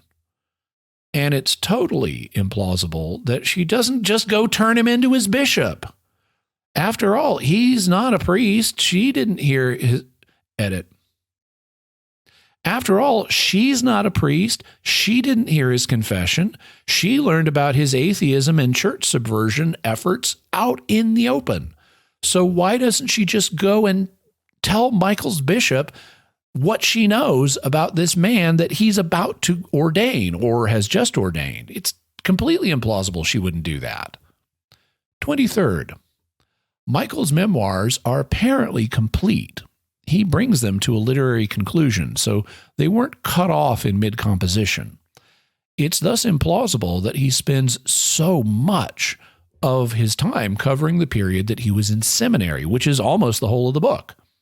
And he has only a tiny section at the end about his work during his career as a priest. The seminary period is just over 6 years, ending with his ordination in 1944, but he survived for several years after Vatican II ended, say until around 1970. So why does he just gloss over the final 26 years of his life, which should have been particularly fruitful for his work? I mean, that's when he got all his big changes made. And it was as a priest, that he was in his best position to undermine the faith. So we should hear about that a lot more. 24th, the functioning of the Soviet intelligence service that Michael describes over the decades of his career as a spy is implausibly smooth.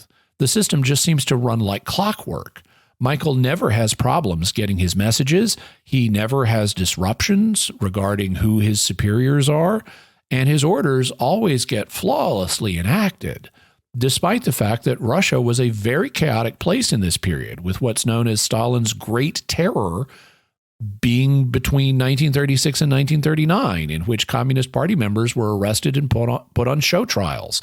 At least 750,000 people, 750,000, were executed in this period, and more than 1 million were sentenced to forced labor in the Gulag labor camps. So none of those people were in, and none of those executions and sentences affected Michael's superior and his network of spies back home.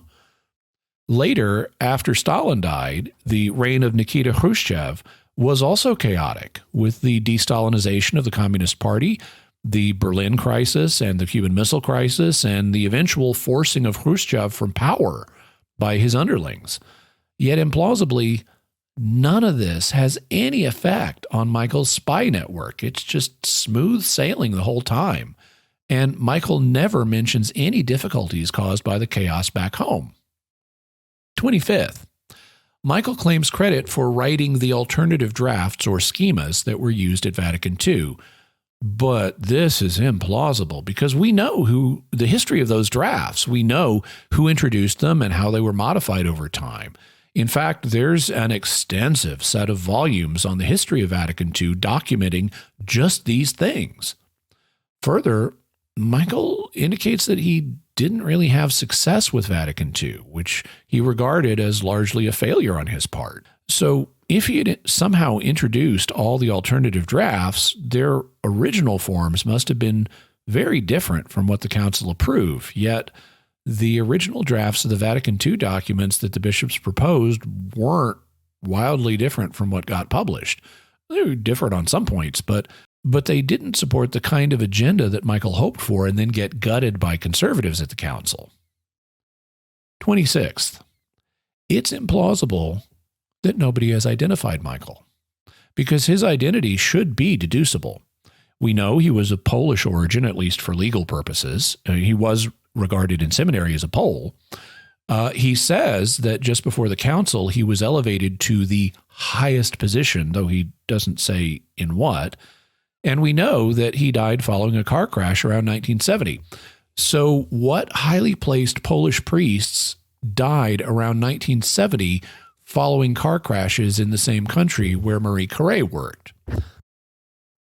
Or, since Michael wasn't carrying an ID card with him in the crash, what highly placed Polish priests mysteriously vanished around 1970? In a way, there shouldn't be that many of them, and it should be possible to look up their life stories and see which had an adoptive father who was a Polish medical doctor who entered seminary around 1938 and who were ordained in 1944. Yet nobody's found a record of such a person, which is implausible if this is a real story. We've thus identified 26 different areas of implausibility connected with the story, and now I get to rest my voice for a moment. Wow. So, Jimmy, you found the arguments presented in the Tan Books publisher's note unpersuasive, and you found numerous instances of implausibilities in the story it contains. Have other people identified problems with it? They have. One such author is Sandra Miesel. In 2000, she wrote a piece in Crisis Magazine titled Swinging at Windmills, a close look at Catholic conspiracy theories. Most of the article is devoted to things besides AA-1025, but she devotes 3 paragraphs to the book. And one of the things she says is this. The main character is a Polish orphan recruited by a Soviet spy master between the world wars to penetrate and subvert the Catholic Church. This is supposed to explain post-Vatican II changes, although communist control never altered dogma or worship behind the Iron Curtain. And I think that is a very important point. The churches that the Soviets would have the easiest time infiltrating and controlling were those in their own territories, yet they never tried to get these churches to change their doctrines or the way they worshiped. So if they didn't do that for the churches they could most readily influence, why would they try to do that for churches in the West? This is another serious implausibility. After Miesel's article, Alice von Hildebrand wrote a letter to the magazine in which she partially agreed with and partially took exception to Miesel. We'll quote from that letter when we get to the second theory we're considering, but Miesel published her own letter in response, and in that one she says, In 1994, I wrote an article denouncing AA-1025.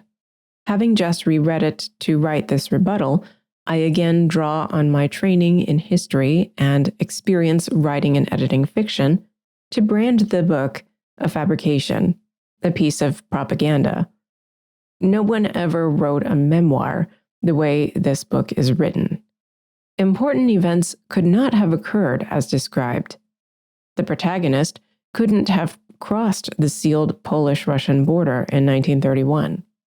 He couldn't have been reporting to the same intelligence handler throughout the Russian purges, which are never mentioned, and World War II during the 1,000-day siege of Leningrad. His account of meeting the spy chief contains not a word of hard description, somehow failing to notice that the unnamed Yezhov was a dwarf. Moreover, the protagonist never uses a word of Marxist jargon. This puts additional flesh on some of the implausibilities I mentioned earlier. It isn't plausible that Michael, at age 14, could cross the Polish-Soviet border in 1931 because the border was closed. It isn't plausible that he would have had the same handler supervising him throughout the Stalinist purges, and it certainly isn't plausible that his spy chain, which was based on his contacts with the uncle in Leningrad, would have functioned during the period when the Nazis had Leningrad under siege for almost 3 years during World War II. Michael does record one instance where he met with one of his uncle's superiors, and if Miesel is correct, that this would have been Nikolai Yezhov, who was the head of the NKVD or Soviet security police during the Great Purge, then it's implausible that Michael would note meeting the man but fail to mention that he was a dwarf. Yezhov stood 4 foot 11 inches tall, and he was sadistic enough that he was nicknamed the Poison Dwarf and the Bloody Dwarf. Michael records his personal impressions of the spy master that he met, including unflattering ones, so it isn't likely that he would omit something as striking as the fact the man was a dwarf. And finally, it is very striking that Michael never uses communist or Soviet jargon in the book. Further, following up on a point she made in her 2002 article, Miesel continues. The Soviets, like the present Red Chinese, had no interest in altering Christian beliefs. Theology was irrelevant. A compliant church loyal to the regime and its peace initiatives was quite enough. AA-1025 notwithstanding, the Venona documents, intercepted Soviet intelligence, speak of military spying and influence on many sectors of American society, but not the Catholic Church or any other religion. So yeah, if the communists had an enormous project of spying on religion in the West, why doesn't it show up in the Venona decrypts, which were decrypted Soviet messages that the U.S. got from 1943 to 1980? And if the Soviets really had a massive effort to spy on and undermine religion in the West, you'd expect that project to show up in these documents. And yes, by the way, we will have a future episode on the Venona Project. Miesel has identified several additional implausibilities with the story in AA-1025. But can we go beyond just implausibilities? Is there anything that would show that this is a work of fiction? Yes, there's a statement that's printed right at the front of the book, but it seems to have escaped the attention of the book's strongest believers. It says, Notice from the French edition. This book is a dramatized presentation of certain facts which are occurring in the church and of which are perplexing to many of the faithful. All resemblance to persons or contemporary events are not to be considered as purely accidental. So the original French edition of the book carried a warning that this was a dramatized presentation. In other words, it's fiction. It's supposedly based on real things, the certain facts that the notice mentions. And so it says that the resemblance to persons and contemporary events are not to be considered purely accidental, but it's still a work of fiction. In other words, there was no manuscript of memoirs of a communist spy found on a man who had been fatally injured in a car crash. That's a fictional scenario devised by the author to allow her to explore events taking place in the church and what she believes is behind them. But wait, the 10 books edition says that Marie Curie was the nurse who found the manuscript. How do you explain that? It seems that Thomas A. Nelson, the founder and publisher of 10 books at the time, was simply confused. It also appears that he assumed that the story was nonfiction, and so he assumed that Marie Curie was the nurse used in the framing narrative. What do we know about Marie Curie? What are the facts of her life? I've looked up Curie's biography on the website of her current French publisher, Scheer, and it mentions that she was a convert from Calvinism. It also turns out that she was a rather prolific author. Between 1958 and 1980, she published books with titles like The J3 Against Lucifer, The Good and the Dead, I Choose Unity, Memoirs of a Cheerful Girl, Life of Jesus, The Mass, Open Letter to Jesus of Nazareth in Galilee, Islam and Us, and The Shepherd of Shepherds. When I first began researching this story, I couldn't tell if Curie was ever a nurse, though. So I thought, maybe Thomas Nelson might have simply confused her with the narrator of the book, or the nurse who finds the manuscript in the book, and just assumed that they were one of the same, and so he put that on the back of the book. However, I pursued the matter further. With the help of author Kevin Simons, who speaks French, we contacted the publisher of her French biography, and it turned out that she was a nurse, so that much was true. And Curie seems to have based the character of the nurse on herself. But the nurse in the book is still a fictional character. Thomas Nelson didn't even read the manuscript in front of him that closely, because in the prologue of the book, the character of the nurse says this: I am only a nurse, and I saw, in a country that I will not name, in a hospital that must remain anonymous, I saw a man die following an automobile accident. Do not try to find out who I am. You will never do so.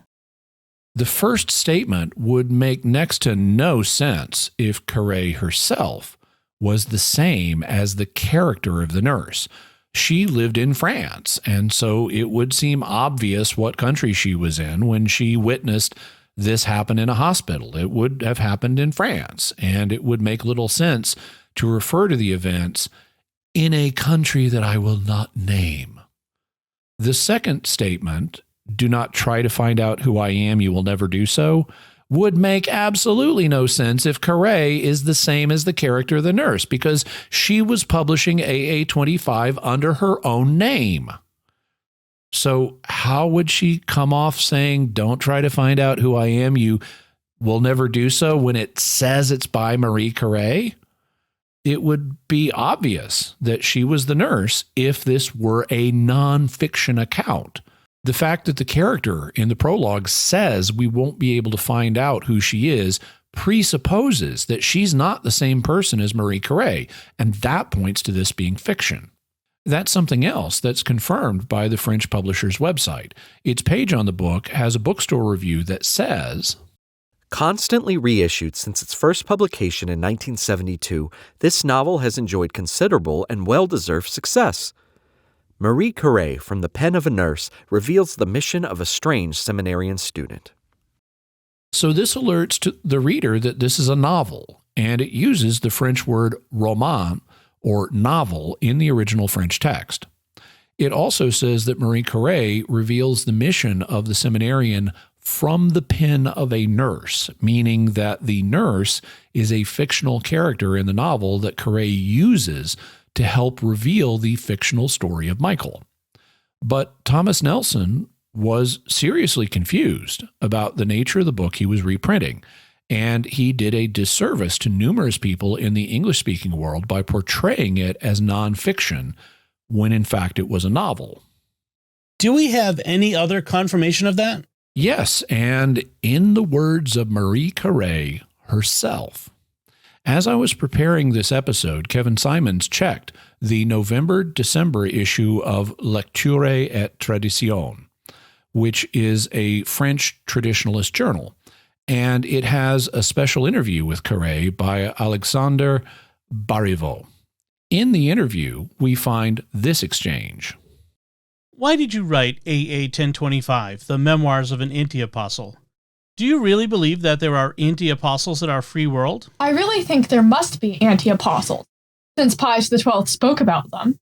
What were the reactions of your first readers? Some took this little work, where I only fictionalized some of my memories concerning the new things that were suggested to us here and there. They took it, I say, for a strictly historical document, and experienced one as great hope and great joy. But they didn't always cope well with the disappointment that followed. So there you have it in Marie Carré's own words. It was based on her memories of the new things or novelties that had been proposed in the church in recent years, and she fictionalized a narrative around them. However, some of her readers took it as a strictly historical document, and this brought them great joy, presumably because at last they had an explanation for the changes in the church that they were disappointed with. It was all due to a communist infiltrator who had the code name AA-1025. But then they were disappointed by what followed, presumably Carré's correction that the book was actually a fictionalized narrative based on her own memories of recent years and not a historical document. In any event, Carré herself indicates the book's nature. It was a novel. Then let's look at the second theory we need to consider, that even if the book itself is a novel, something like this must have happened, and so communist infiltrators were responsible for the described problems in the church. The idea here would presumably be that even if AA-1025 is fiction, that communist agents did infiltrate the Catholic Church and that they are responsible for the problems in the church today, including those cited in traditionalist criticisms. I don't have any problem saying that some people in the Catholic Church ended up as communist agents. The Catholic Church contains a sixth of humanity, and there are bad apples in every group, especially large groups like that. So I have no doubt that Soviet intelligence was able to turn some Catholics and get them to be their agents, just like we turned here in the West, we turned some Russians and got them to be our agents. But I don't think that it's at all likely that they had any large-scale seminary infiltration project. It's too hard to get young men to make commitments to be lifelong sleeper agents this way, what with celibacy and all, not to mention the fact that many priests practice poverty. The much more plausible scenario for communist infiltration than trying to infiltrate seminaries is taking the low-hanging fruit, which would be people who are already priests and bishops.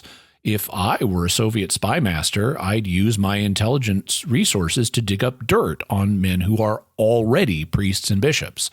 For example, finding out about their having affairs or engaging in financial misconduct, and then I'd blackmail them into working for me, as well as offering them money to work for me and thus taint them, making it less likely that they'll turn again in the future. I also might engage in a kind of protection racket, telling them that if they don't work for me, I'll make sure that bad things happen to those they care about, including people in their flocks. And to avoid this, all they need to do is slip me some information from time to time. Turning people who are already priests and bishops would be much easier, as well as much quicker and more efficient, than finding people willing to be lifelong sleeper agents and getting them through seminary. If there were seminarians who were agents, I would suspect that they would be blackmail targets rather than volunteers like Michael. But I also wonder how many seminarians would even come up on Soviet radar to blackmail. So I don't have a problem with the idea that during the Cold War, the Soviets managed to recruit some priests and bishops as agents, particularly behind the Iron Curtain. But I'm very doubtful of any large-scale seminarian insertion program in the West. What about the idea that Soviet agents inside the priesthood were responsible for contemporary problems in the church? I don't see any evidence for this, certainly not on a large scale and nothing like what's claimed in the book.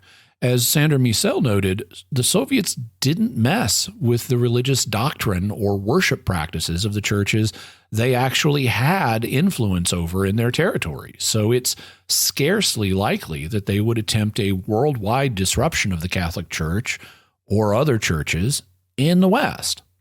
When it comes to the churches in the communist country, they were happy as long as the churches were outwardly loyal and didn't cause problems. They also undoubtedly tried to use them as tools to spy on their own citizens. So, since so many countries behind the Iron Curtain had extensive secret police networks that would have included people in churches, including church leaders. But the evidence that has emerged both during the Cold War, like the Venona decrypts, and after the fall of the Soviet Union, when KGB and other intelligence files became accessible to Western scholars, the evidence simply has not turned up anything suggesting that the Soviets were embarked on a large-scale program to try to get the Catholic Church or other Western churches to change their doctrines or alter their liturgies. I can't think of even one case where something like that has been verified. Now, that's not to say that the Soviets didn't try to do things to undermine religion in the West. In fact, they did, and we can talk about that in the future. But the way they did it was by spreading propaganda and by using fellow travelers or people sympathetic to communism. They didn't try embedding sleeper agents in seminaries. Then it sounds like you're basically trending toward the third theory that you mentioned, that the story of AA-1025 is basically fiction. Although this doesn't mean that there was no communist infiltration or subversion of religion in the West. Yeah, that's correct. This is the most logical conclusion, at least based on the evidence that has emerged thus far. But I'm always open to seeing new evidence, and by evidence, I mean evidence, not just claims or rumors. So setting aside the mistaken idea that AA-1025 is a work of nonfiction, what do you make of it as a work of literature? I'm not really impressed with it. On a literary level, it just isn't impressive. It contains too many implausibilities and isn't realistic at all. I'd much rather read Tom Clancy Cold War thrillers than this. They have much better grounding in history and plausibility. And setting that aside, what about the claim that AA-1025 is still a work of remarkable insight? This view is taken up by Alice von Hildebrand in her response to Sandra Miesel. Von Hildebrand kind of straddles the fence on whether AA-1025 is nonfiction. She's open to the idea that it is nonfiction, but she questions this and spends time exploring the idea that it may be a fictional account. She writes, I grant Miesel that one can raise many questions concerning the authenticity of this document. I have raised them myself. But once again, this does not prove without a shadow of a doubt that it is not valid. AA-1025 may be a literary invention of Marie Curie, but one must admit that she hits the bullseye from the first page to the last. Some people have extraordinary talents to foresee the future. Curie certainly had an extraordinary perception of how best to harm the church.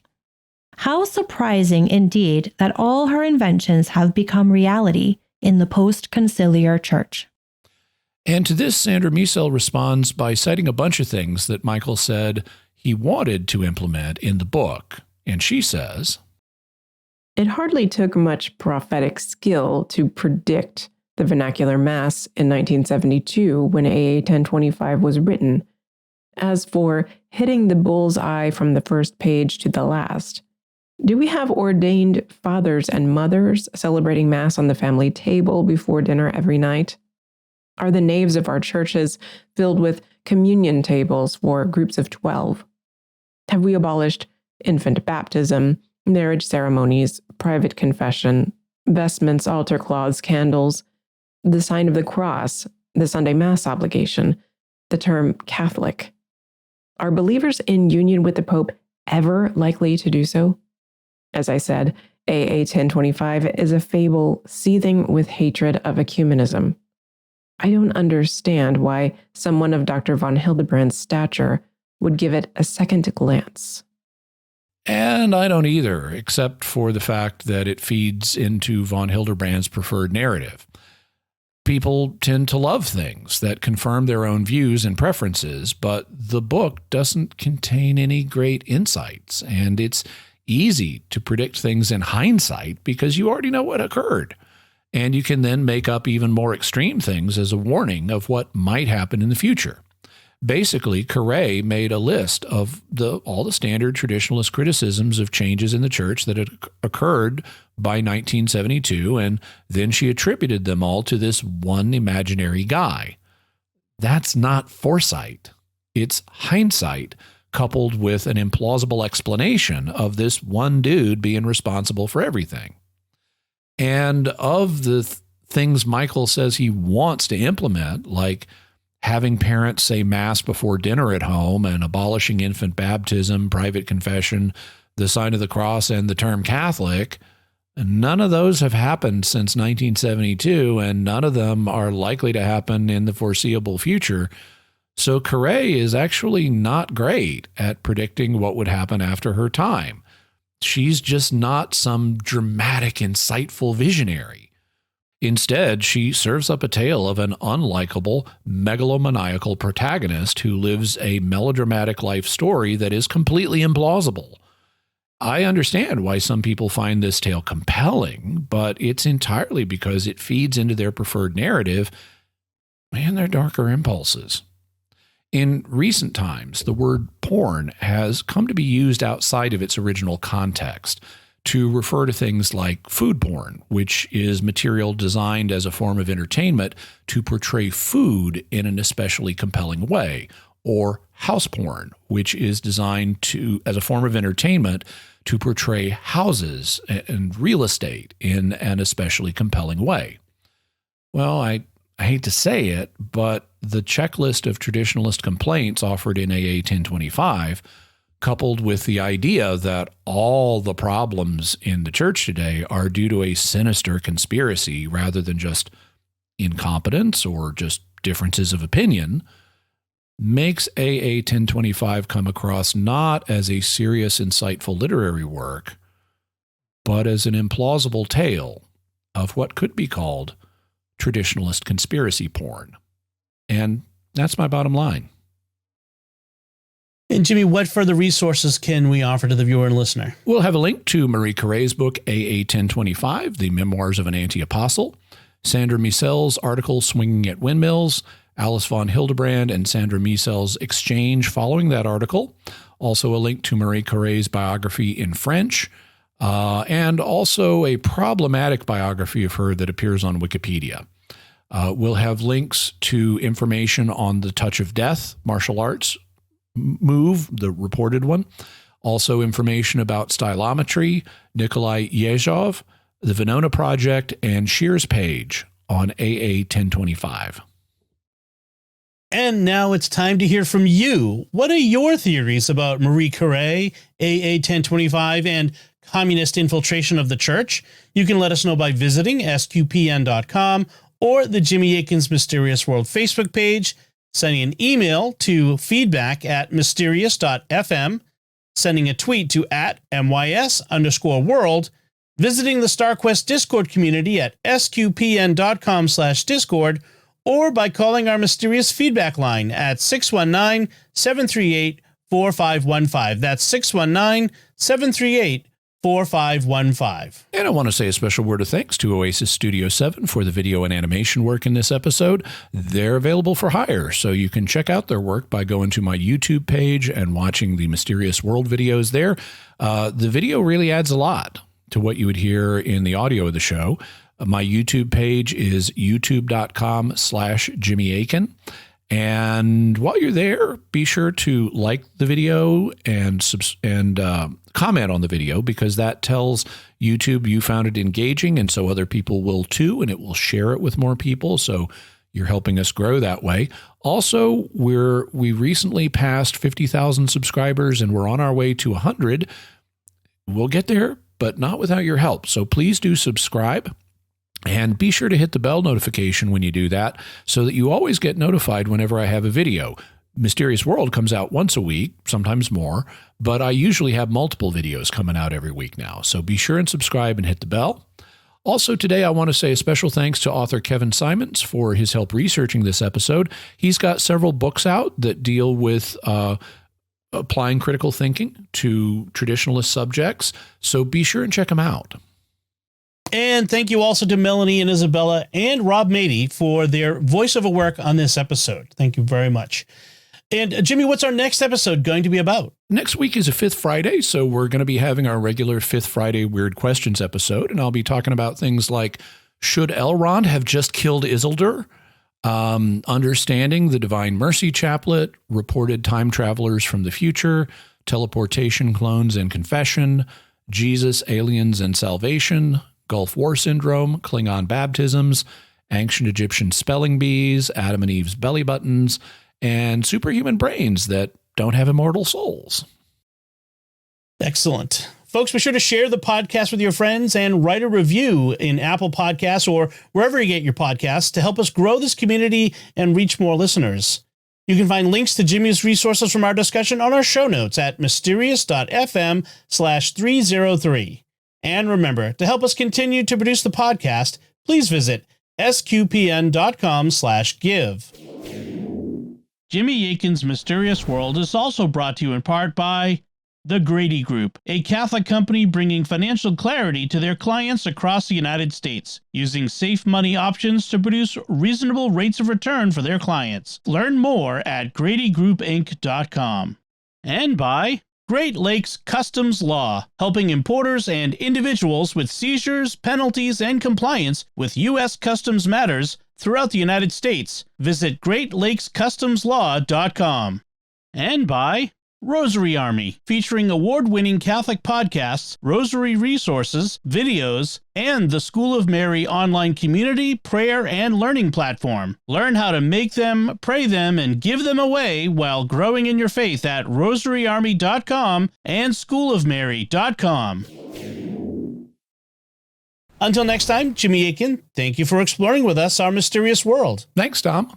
And I'm Dom Bettinelli. Thank you for listening to Jimmy Akin's Mysterious World on StarQuest.